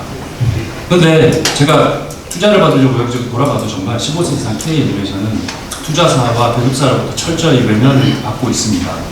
영상 콘텐츠 시청 패턴이 급변하고 있는 상황 속에서 K 애니메이션이 성장해가기 위해서 제 생각에는 지금까지 육성시켜온 그리고 잘 성장해온 키즈 애니메이션과 별개로 15세 이상 K 애니메이션이 제작이 활성화되어야 된다고 생각합니다. 안타까운 현실은 최근 2024년 예산 심의 과정에서 영화진흥위원회에서 애니메이션 지원사업 폐지 논의가 진행된다는 것도 K 애니메이션 입장에서는 되게 존폐 위기까지 느껴질 정도로 저는 심각하다고 생각하고 있거든요. 아시다시피 애니메이션은 드라마나 영화와 달리 콘텐츠 자체도 소비되지 않고 애니메이션의 캐릭터나 스토리를 바탕으로 해서 머천다이징이나 라이선싱 사업도 전개할 수 있잖아요. 그리고 더군다나 15세 이상 타겟 애니메이션은 웹툰이나 웹소설을 원작으로 많이 하고 있고, 이럴 경우에 기존 팬덤을 끌어들이고, 그리고 애니메이션을 통해서는 구매력이 강한 청장년층 신규 팬덤을 형성을 할 수 있습니다. 이런 팬덤을 형성하게 되면 그 팬덤을 바탕으로 해서 저희가 키더트 사업을 정리할 수 있고, 그리고 요즘 애니메이션 제작에도 언리얼 엔진을 많이 쓰게 되는데 이러한 기술적인 어떤 우환성을 활용해서 메타버스나 게임이나 시각 콘텐츠로 확장할 수 있는 성공 잠재력이 매우 큰 콘텐츠이거든요. 근데 이런 성공 콘텐츠, 이 성공 잠재력은 이 애니메이션이 제작되지 않으면 그 가능성조차 확인할 길이 전혀 없습니다. 이게 현실이고요. 근데 왜 이렇게 15세 이상 K 애니메이션 이 투자를 못 받는지 제가 다행히도 저희 회사에서 진행하는 한 작품입니다. 투자는 받았는데 그동안 OTT 여러 국내 OTT 플랫폼 그리고 VC 투자사분들하고 토론 미팅을 진행했을 때 그 경험을 되돌아보면 일단 초기 피드백에서 놀라지 않을 수 없습니다. OTT 플랫폼에서는 일단 15세 이상을 타겟으로 한 K 애니메이션 기존 성공 사례가 없고 드라마나 영화에 비해서 제작 기간이 너무 길어서 부담이 크다는 피드백이 가장 먼저 있었고요. 그리고 여러 미팅을 통해서 플랫폼 담당자의 솔직한 피드백 중 기억에 남는 부분이 플랫폼 내부에 드라마나 영화 전문가는 많은데 애니메이션 경험이 많은 전문 인력이 없어서 초기 투자 검토를 누가 할지 결정하는 것부터 어려움을 겪었다는 사실입니다. 그리고 VC 투자사분들도 기존 성공 사례가 없는 것에 되게 부담을 가지고 계시고요. 더군다나 작품 검토 이전부터 저 애니메이션 펀드가 소진돼서 이제 검토 자체가 힘듭니다. 이런 말씀을 많이 주셔서 좀 감사합니다. 그나마 어떤 이제 투자자분들은 애니메이션을 고위험 투자 대상으로 간주해서 저희 모험 펀드에서는 투자 가능할 것 같아요. 그러니 편성이 확정되면 그때 다시 논의를 해보시죠. 이렇게 얘기를 줍니다. 근데 저는 이제 OTT 플랫폼에서는 투자 및 편성할 의지가 전혀 없고 그리고 VC 투자사에서는 편성이 확정되면 얘기하자. 그러니까 여기 가서 뺨 맞고 여기 가서 뺨 맞고 그냥 약간 멘붕이 오는 시기인데 좀 맷집이 강해서 계속 버티면서 돌파구를 찾아왔던 것 같아요. 그러니까 이런 피드백들이 제가 봤을 때 지금 현재 이렇게 갈 곳 없는 15세 이상을 타겟으로 한 K 애니메이션의 현 주소를 대변해 준다고 생각을 하고 있습니다. 그런데 제가 이번 토론회를 좀 준비하면서 기존의 15세 이상을 타겟으로 한 K 애니메이션이 얼마나 제작되었는지 한번 사례를 찾아봤는데요. 몇몇 독립 애니메이션 외에는 정말 상업용 애니메이션에서 찾아보기가 정말 없습니다. 전무할 정도로 없고요. 시리즈 애니메이션에서는 거의 없고 제가 한국 역대 극장용 애니메이션 탑 30위까지 1위에서 30위까지를 살펴봤어요. 아시겠지만 2011년도에 개봉이 됐던 마당을 나와 맘타기 그나마 220만 명 정도로 1위고 2위가 전박이 한반도 공룡 3D로 2012년에 개봉이 됐습니다. 이게 100만 명이고요. 3위가 뽀로로 극장판 슈퍼썰매 대몽 2013년인데 93만 명, 그 이후로는 다 100만 명 이후고요. 이 30편 중에 17편이 키즈 애니메이션의 극장판이에요. 그 전체 관람가고 15세 이상은 전혀 없습니다. 그러니까 투자를 안 하니까 제작이 안 돼요. 제작이 안 되니까 성공 사례가 없는데 계속 성공 사례를 찾고 사업 모델이 리스크가 너무 크다 이렇게 얘기하시면 저희는 그냥 갈 데가 없어요. 정말 이거는 심각한 문제라고 생각을 하고요. 이게 언제까지 키즈 애니메이션으로 바뀔 수 있습니까? 좀 더 사업 영역을 확장할 수 있는 영역이 있는 걸 아는데 투자를 안 하고 제작이 안 되니 그 가능성조차 지금 확인을 못하고 있다고 저는 생각합니다. 솔직히 그런 생각까지 들었어요. 이런 촉박한 환경에서 그냥 제작사 흥량만으로 잘 만들어보세요. 15세 이상 타겟 애니메이션을. 그럴 때는 그냥 생각에 씨를 뿌리고 그냥 혼자 싹을 틔워보라 이런 느낌처럼 들릴 정도로 정말 섭섭할 때도 많고 개인적으로는 이게 좀 변화가 필요할 것 같다라는 생각이 정말 듭니다. 그리고 제가 현재 포카 애니메이션 지원 사업을 좀 살펴봤을 때 그 과제당 지원 금액이 가장 큰 지원 사업이 IP 관련 제작 지원이 4억 원이고요. 그다음에 국산 애니메이션 제작 지원이 5억 원인데 정말 도움이 되고 저희도 도움을 받은 지원 사업이기 때문에 정말 좋습니다. 그런데 정말 실정을 보면 15세 이상을 타겟으로 하는 3D 애니메이션 제작비의 경우 24분 12편을 기준으로 한 시즌 하나 혹은 대략 85분 기류의 극장용 장편 애니메이션 제작비가 보통 50억 원대에서 많게는 70억 원대까지 책정이 됩니다. 근데 4억 원에서 5억 원은 솔직히 기획개발비 정도밖에 되지 않아요. 이 기획개발 비용에는 보통 웹툰이나 웹소설을 원작으로 했을 때 원작 한 권 구매 비용이 들어가고요. 그리고 보통의 애니메이션 작가와는 작업을 하기 힘들어서 저희가 영화 작가나 혹은 드라마 전문 시나리오 작가와 이제 섭외를 해서 작업을 하게 되는데 그때 드는 시나리오 비용도 꽤 들어가고요. 그리고 이후에 저희가 메인 캐릭터나 배경 그룹 디벨롭, 그 다음에 컨셉 작업하는 비용이 들어가고 그리고 투자사들은 OTT 플랫폼도 그렇고 VC 투자사분들도 그렇고 15세 이상 또 같은 말을 하게 되는데 15세 이상을 타겟으로 한 성인용 애니메이션 사례가 없으니 저희가 티저 영상을 보고 결정할게요. 그게 어떻게 될지 잘 모르겠습니다. 드라마나 영화는 시나리오, 감독 그리고 배우진을 보면 어느 정도 예상을 할 수 있는데 애니메이션을 일단 사례가 없으니 잘 모르겠다라는 어떤 피드백이 너무 많아서 저희가 그것까지 제작하는 비용을 포함하면 4억 원에서 5억 원은 정말 빠듯하고요. 그나마 언리얼 엔진을 활용해서 제작을 하게 되면 초기 기술 R&D 비용이 포함이 되고 그럴 경우에는 이 제작비는 5억 원 좀 넘게 됩니다. 이 모든 걸 이제 저희 제작사가 부담해서 진행을 하긴 하는데 이제 이후에 투자를 받지 못해서 제작이 못 되는 경우에는 모두 손실로 돌아오게 되는 거고 솔직히 개인적인 입장에서는 저희 대표님도 앞에 계시긴 한데 이거 계속 해야 되나? 라는 생각이 들 정도로 위기감이 옵니다. 이게 계속 해도 안 되는 상황이 올 때마다 너무 힘들고요. 그래서 제 생각에 이 정부의 그리고 한국콘텐츠진흥원의 지원 사업이 실질적인 제작 지원 사업이 되려면 최소한 제작 지원금은 순 제작비의 30에서 40% 정도 되는 지원금액으로 상향 조정이 돼서 나중에 투자를 검토하게 될 OTT 플랫폼이나 그다음에 영화 배급사 그리고 글씨 투자사분들의 부담이 좀 줄여져야 될 것 같고요. 그리고 제작 완료 이후에도 플랫폼과 직접 연계해서 유통까지 보장받을 수 있는 그런 지원 정책이 필요하다고 생각합니다. 저는 이렇게 정말 실효성 있는 지원 정책이 단기간으로 테스트해보는 게 아니고 장기간, 좀 장기적으로 해서 제작 편수도 많아지고 그 안에서 좀 성공 사례가 나오는 환경이 되었으면 합니다. 5년, 10년 후에도 한국 역대 박스오피스 애니메이션을 얘기할 때 물론 좋은 작품이긴 한데 그 마담을 나온 암탉이 계속 얘기돼서는 안 될 것 같아요. 220만, 이게 300만, 400만 명도 아닌데 아직도 12년 동안 그 기록이 안 깨지고 있다는 건 그것도 또한 극장물 애니메이션에 있어서 정말 안타까운 현실이라고 저는 생각합니다. 저는 여기까지 하겠습니다. 네, 감사합니다. 박수 한번 부탁드립니다. 현실적인 이야기를 많이 해주셨고요. 사실 업계에서 변화될 파이프라인도 있고 여러 가지 변화될 환경이 있는데 전체적으로 저희가 지원 방식이나 지원의 방향들에 대해서 전반적인 재검토를 고민해야 된다는 내용들 잘 정리해서 말씀을 해주셨습니다. 이런 얘기를 듣고 계시면서 마음이 좀 불편하셨을 수 있을 것 같은데 그 한국콘텐츠진흥원의 손재 팀장님께서 지금 애니메이션 지원제도 현황과 향후 방향에 대해서 말씀해 주시기 바랍니다. 네, 콘텐츠진흥원 애니메이션 팀장 심혜대입니다. 오늘도 역시 많이 두들겨 갖고 있는 것 같습니다. 이 말씀을 듣고 제가 이 발제문을 시작을 성과를 쓴 게 맞나 싶은 생각이 들더라고요. 더 혼나겠다 싶은데 저희가 이제 콘텐츠진흥원이 2009년에 이제 출범한 이후에 제작 지원 사업들을 제가 이 발제문을 쓰면서 한번 봤더니 한 누적 상업과 독립 합쳐서 750편이 넘는 제작 지원을 해왔더라고요. 그러면서 상업 쪽에서는 뭐 뽀로로나 모카폴리, 아바 이런 프로젝트, 그 다음에 뭐 그 연상호 감독님의 뭐 이전작인 사이비 이런 것도 지원을 제가 당시에 이제 팀원으로 있었을 때 지원했던 기억도 있고요.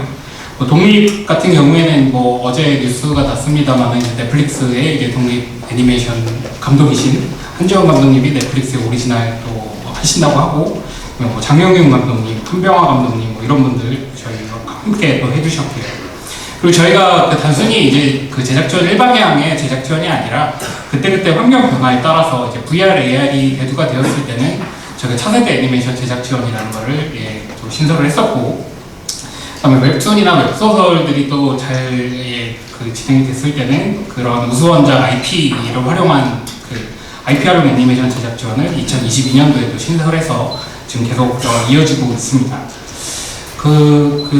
뭐 제작 그 전체 사업 규모 제작비에 있어서 저희가 부침은 있었습니다만은 올해가 이제 전년 대비 가장 큰 폭인 42% 정도 증가해서 226억의 예산을 확보했습니다.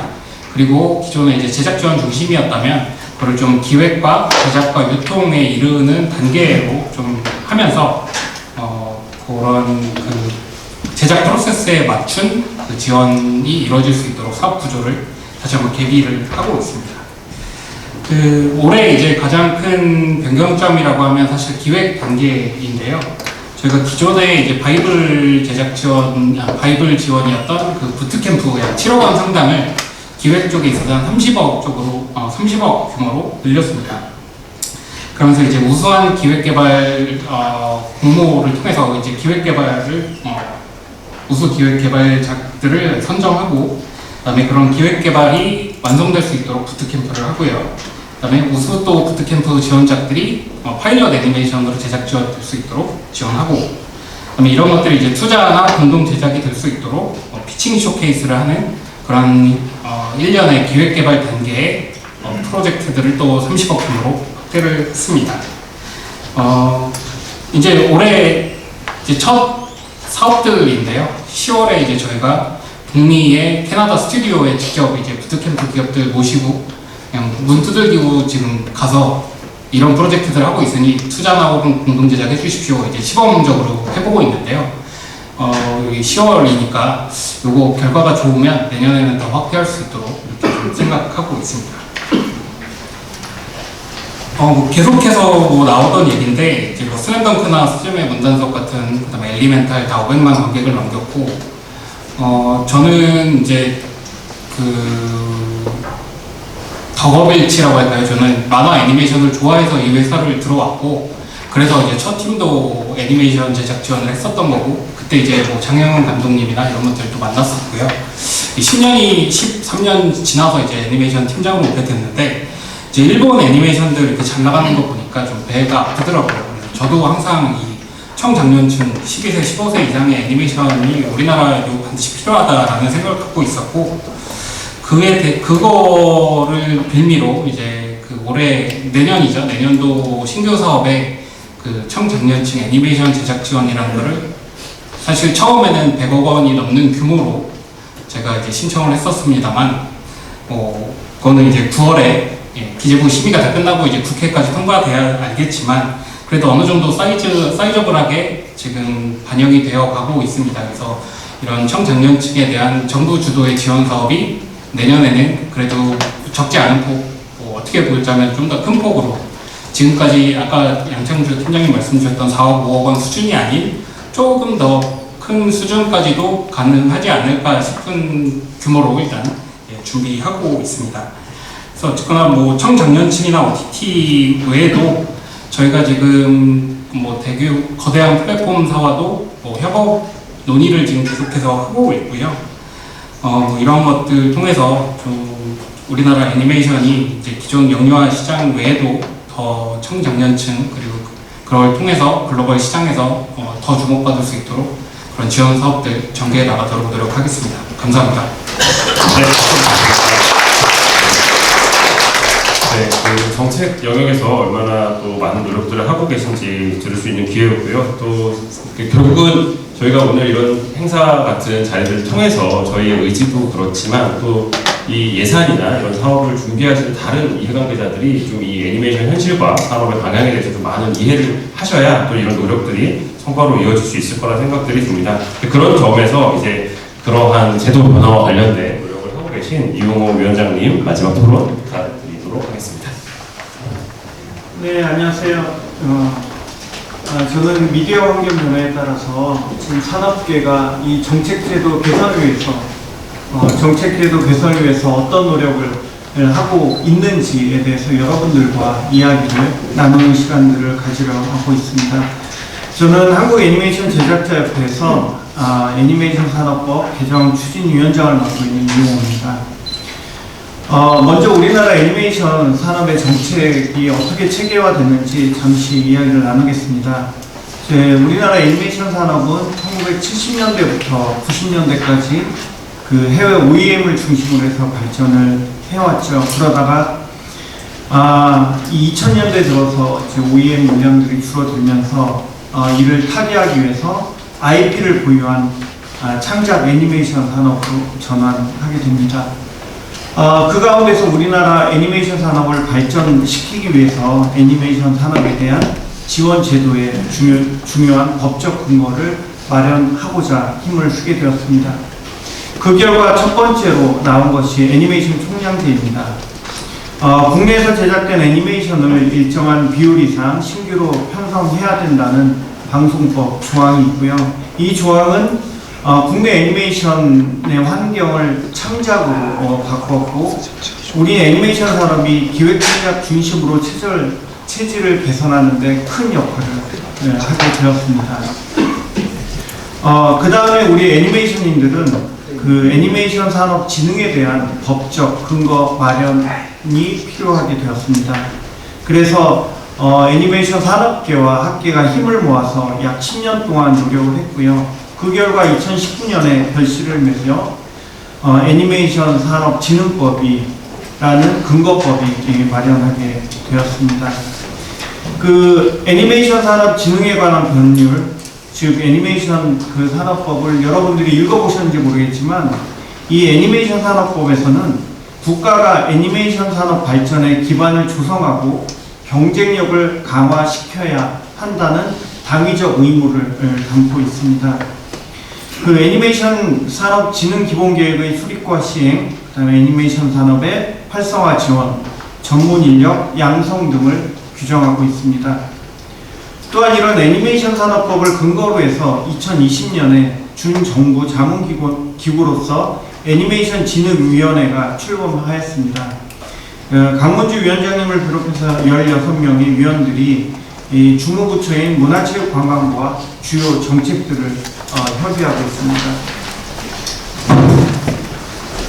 이와 같은 가운데 지금 OTT를 비롯한 그 미디어 환경, 미디어 시장 변화에 따라서 애니메이션 산업법을 수정 보완해 나가야 한다는 애니메이션 업계의 요구가 있었습니다.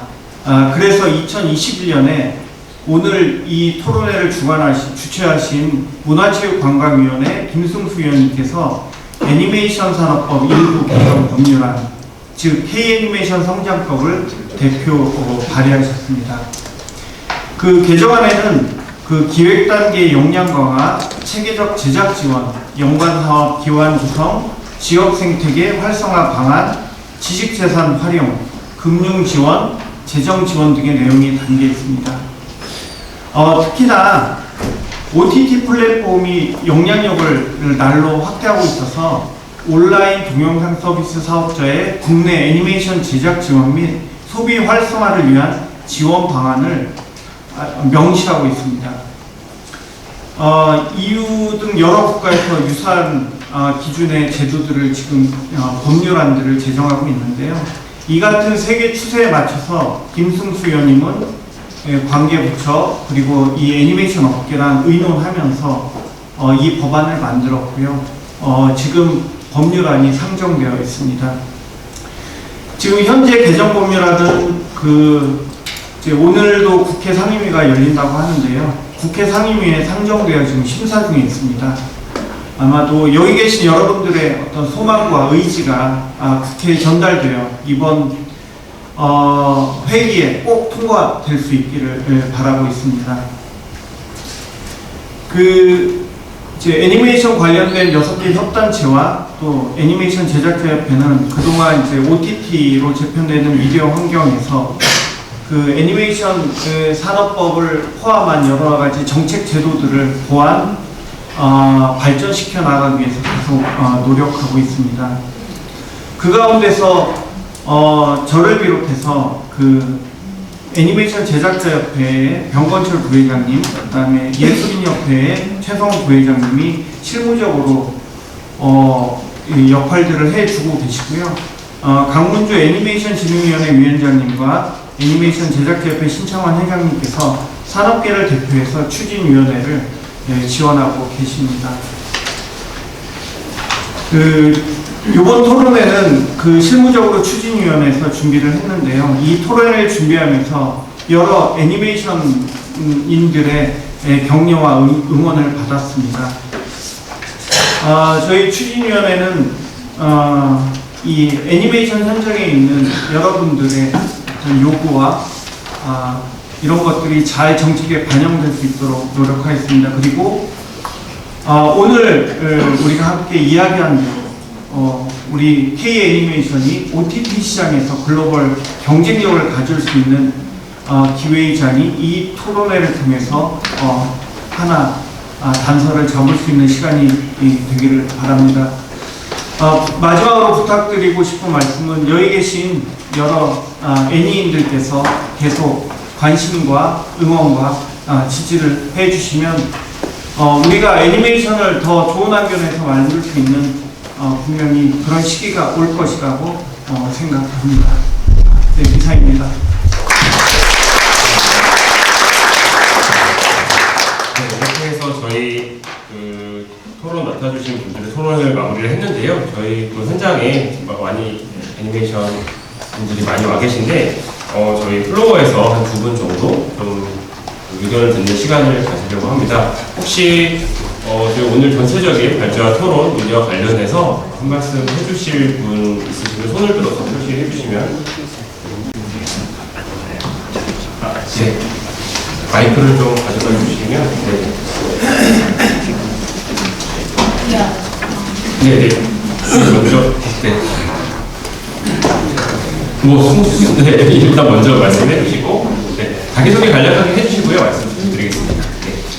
네, 저는 애니메이션 제작사 레코드봇의 대표를 맡고 있는 이다리라고 합니다. 저는 오늘 논의에서 다뤄지지는 않았지만 저는 굉장히 중요한 사안이라고 생각되는 부분, 그리고 모두가 관심을 가졌으면 하는 부분이 있어서 오늘 말씀을 드리려고 하는데요.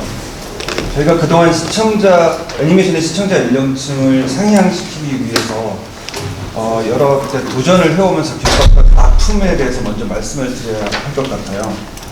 저희는 완구사의 투자를 받아서 애니메이션을 제작했던 회사인데요. 또봇이라는 작품은 우리나라 애니메이션의 시청자 연령층을 7세까지 확장시키는 데 큰 기여를 했다고 평가받는 작품이었습니다. 저희는 여기서 만족하지 않았고 우리나라 애니메이션 산업이 성장하기 위해서는 시청자 연령층을 더 상향 확장해야 한다는 믿음을 가지고 2013년에 한번 초등학생 이상의 어린이를 대상으로 한 작품에 도전을 했다가 실패를 경험했었고요. 여기서 굴하지 않고 또 한 번 2021년에 초등학교 3학년 이상의 어린이를 대상으로 하는 작품에 도전을 했었는데요. 그 작품이 이제 포텐덕이라는 이름의 작품입니다. 이 작품은 다행히 방영한 지 3개월 만에 이 삽입고 똥발반내라는 삽입곡이 크게 히트를 하면서 작품이 크게 성공할 수 있는 그런 기회를 맞게 됐었는데 안타깝게도 그때 한 시민단체에서 포텐덕의 몇몇 장면을 문제 삼고 방송사의 심의 기준 강화를 요구하면서 다소 과장되고 왜곡된 언론 보도 자료를 배포를 했는데 다행히 그때 마침 이제 똥발반내가 워낙 핫했던 시기이기 때문에 많은 언론사에서 그 보도 자료를 그대로 기사화해 줬어요. 그랬더니 그 이후로 저희가 그동안 진행해 왔던 모든 계약건들이 다 백지화되고 한국에서는 아마 지금 TV에서는 방송을 할 수 없는, TV에서는 찾아볼 수 없는 작품이 돼가지고 거의 매장당하다시피 하게 됐습니다. 이 일을 계기로 저희 회사도 큰 타격을 받고 아마 회사의 존폐 위기까지 내몰리게 되는 그런 상황을 겪었는데 재밌는 것은 이 작품이 또 미국의 동물복지단체가 주최하는 동물권 영화제에서는 굉장히 높은 평가를 받으면서 애니메이션 부문 최고상을 수상을 했거든요. 그리고 그분들이 이 포텐덕이 한국에서 받았던 대접에 대해서 같이 분노를 하면서 연대를 제안했고 지금은 그분들이 직접 미국에 이 애니메이션을 배급을 하겠다라고 하면서 영어 버전을 제작하고 계세요. 그것도 자원봉사자들을 모집을 해가지고 애니메이션을 제작하고 좀 아이러니한 상황이 벌어지고 있는데 저희 이렇게 우리나라에서와 미국에서의 극단적인 평가가 갈리는 이유를 여러 가지가 있겠지만 저는 우리나라 방송물의 시청 등급 체제에 있다고 생각을 합니다. 왜냐하면 저희도 이 작품이 이제 초등학교 3학년 이상의 어린이를 대상으로 하고 있기 때문에 수위가 조금 높다는 것은 인지하고 있었고 그래서 10세 이상 등급을 원했는데 우리나라 방송에는 10세 이상 등급이라는 게 없고 7세 다음은 12세입니다. 그렇다면 이게 12세 등급을 신청을 하는 것이 맞겠지만 저희가 원하는 대로 등급이 매겨지진 않았고 의외로 7세 등급이 매겨졌어요. 그리고 그것 때문에 이 사단이 나게 된 건데 이 미국 같은 경우를 비교해 보면 미국에는 영유아 등급이 있고 그리고 7세 이상가 그리고 전 연령가가 있고요. 그리고 PG 등급이 있고, 그 다음에 14세 이상, 17세 이상 이렇게 6개 등급으로 나뉘어져 있고, 우리나라는 영유아물과 7세 이상, 12세 이상, 15세 이상, 19세 이상 이렇게 5개 등급으로 되어 있는데, 저는 가장 큰 차이가 이 PG 등급에 있다고 생각을 합니다. 우리나라에는 없는 이 PG 등급은 부모의 시청 지도가 필요하다는 뜻인데요. 이 PG 등급은 우리나라에서 초등학교 이상의 어린이와 청소년을 대상으로 하는 애니메이션에 가장 필요한 등급이라고 생각합니다. 그리고 이런 PG 등급의 신설로 그러니까 애니메이션뿐만 아니라 어린이를 대상으로 하는 방송물의 그 시청 등급 체제가 좀 개편이 됐으면 하는 바람을 강력히 가지고 있고, 그런 변화로 인해서 저희와 같은 사례가 다시 발생하지 않았으면 하는 마음에서 이런 말씀을 드렸습니다. 네, 감사합니다.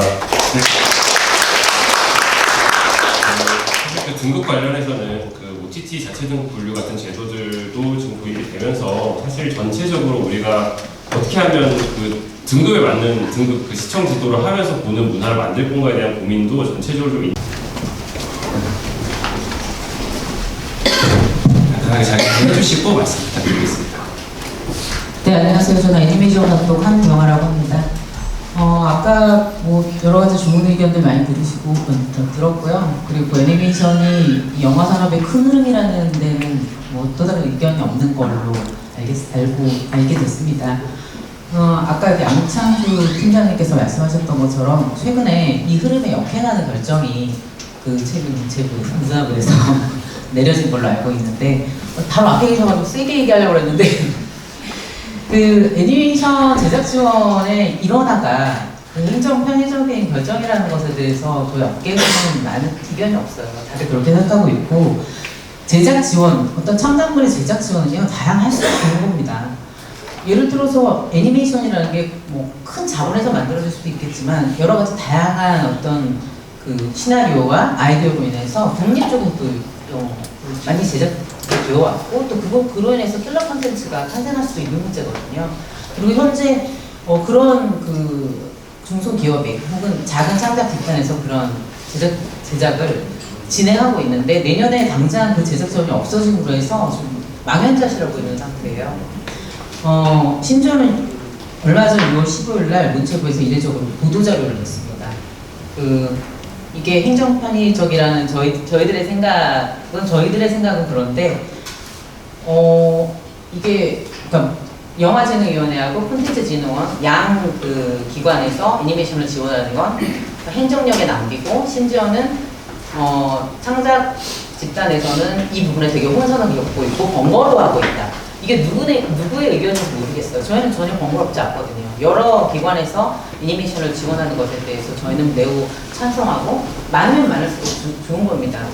그래서 다양한 애니메이션이 지원받고 좀 창작되어지면 그만큼 그 애니메이션의 생태계가 건강해지고 단단한 어떤 뿌리를 조성함으로 해서 애니메이션의 미래지향적인 어떤 그런 부분에 도움이 될 수밖에 없는 그런 지원 제도인데, 이게 없어진다고 하고, 솔직히 그 과정에서 기관과 업체 혹은 창작자들과 그 어떤 상의도 없었다는 것에 대해서 좀 경계하고 있어요. 그래서 이런 부분에서 다시 한번 그 논의의 테이블을 마련하고, 그 기재부에서 최종 예산 결정 직전인 걸로 알고 있는데, 좀 이쪽 그 논의의 테이블이 다시 만들어져서 또 다른 결정이 좀 나왔으면 좋겠습니다. 네, 여기까지 마치겠습니다. 네, 감사합니다. 전체적인 애니메이션 지금 생태계 전반에 대해서 저희가 같이 또 논의할 수 있는 기회가 앞으로도 있으면 좋겠습니다. 시간이 또 많이 지나서요. 이제 오늘 여기까지 그 질의응답을 마무리하고요. 오늘 토론회를 주최해주신 김승수 의원님의 마무리 말씀을 듣고 오늘 토론회를 마무리하도록 하겠습니다. 네.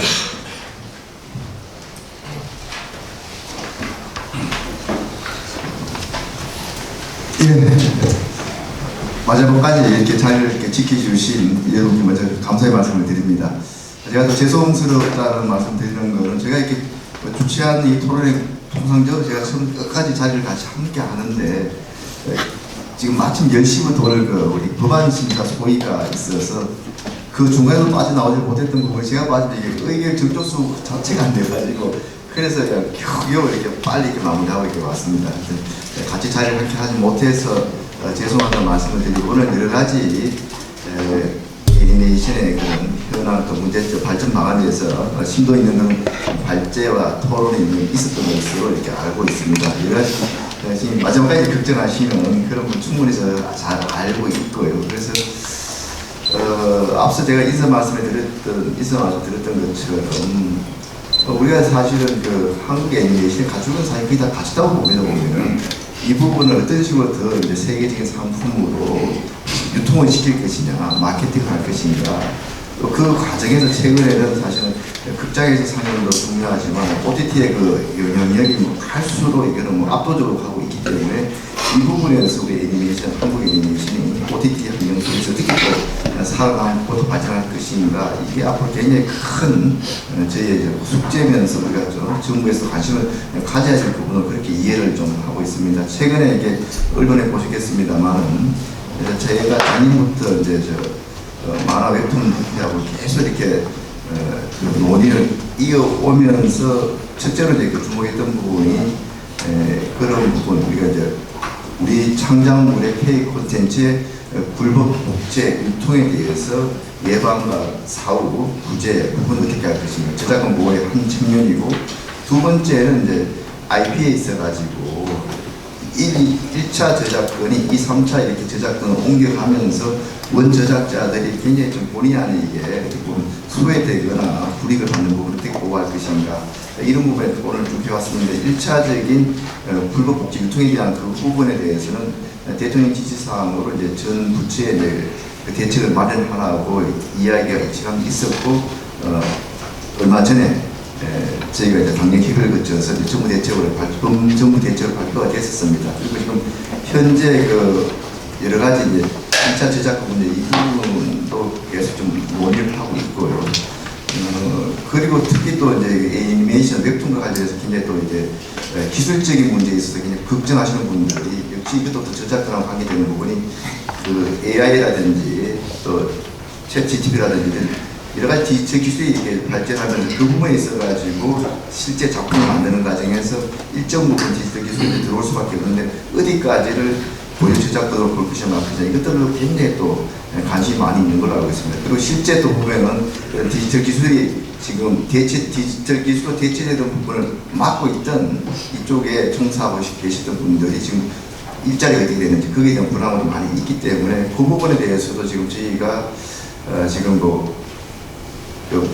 논의체를 좀 만들어가지고 전체적인 그 상위층의 의사결정 논의체도 별도로 운영하면서 실무 좀 TF층들을 이렇게 해서 좀 논의를 좀 진행해 나가려고 하고 있다는 그런 말씀을 좀 드립니다. 그래서 좀 제가 이렇게 여러 가지 이게 사항을 봤을 때 K 콘텐츠와 관련해서 정부에서 하는 역할들이 많이 있지만 그중에서 가장 중요한 것이 앞서 말씀드린 이런 저작권 문제를 어떤 식으로 확실하게 보호할 것이냐.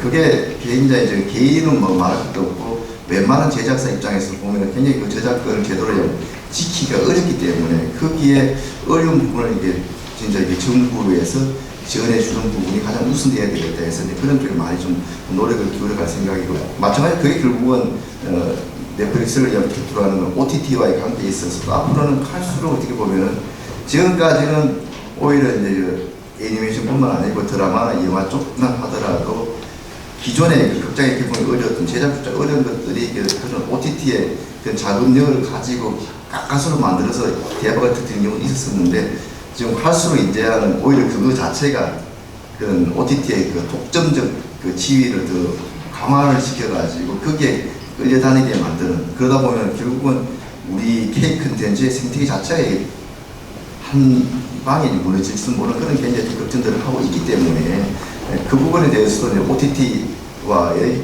K 콘텐츠의 관계에 있어가지고 어떤 식으로 우리 작가들의 그런 저작권은 물론이고 2차 제작자들이라든지 또 기타 유통 배급사들이라든지 이런 과정에서 최소한의 생태 보존을 위해서는 뭔가 그런 안전장치라 그럴까 완전한 보호막은 아니라 하더라도 또 견제할 수 있는 그런 구조는 만들어야 되겠다 해서 얼마 전에 이제 영화계 인사들하고 제가 이거 간담했습니다만 조만간 다 뭐 같이 이게 공통적인 분야이기 때문에 그 OTT와의 관계에 있어서 K 컨텐츠가 이게 그래도 좀 생태계를 유지할 수 있는 오히려 건전한 생태계로 발전할 수 있는 방안을 모색하기 위한 토론회도 지금 2차적으로 좀 계획을 하고 있고요. 그 과정에서 최소한 저는 이제 국감전에 그 토론을 해가지고 그때도 이제 해외 OTT도 좀 끌어들여가지고 그쪽에 좀 이제 대책을 물어보려고 좀 이렇게 구상하고 있습니다만 그쪽에서 토론회에 제대로 좀 이렇게 포함을 안 하면은 이번 국감 때도 이제 그런 우리 K 컨텐츠 애니메이션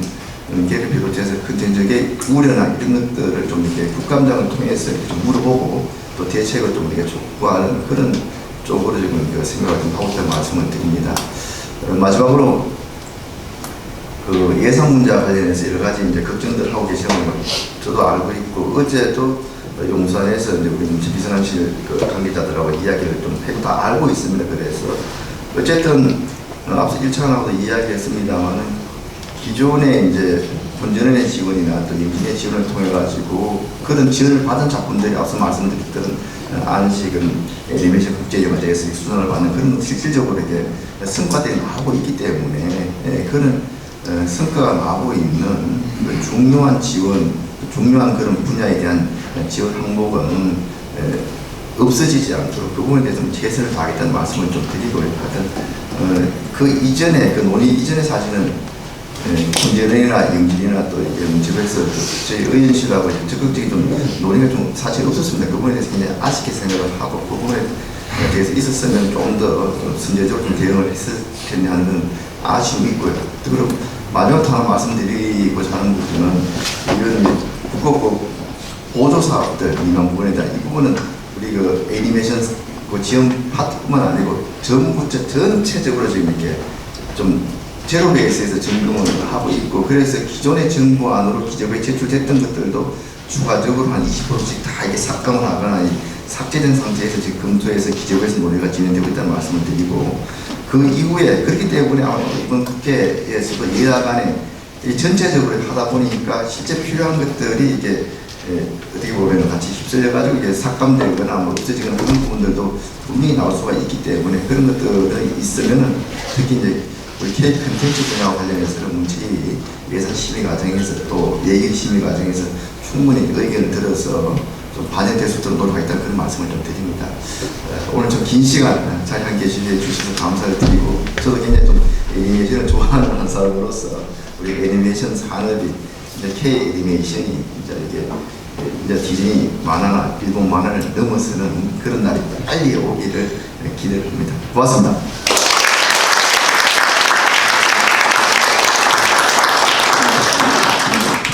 네, 모두 고생 많으셨습니다. 오늘 참석해주신 그 토론자 내림 여러분께 다시 한번 깊은 감사의 말씀을 드립니다.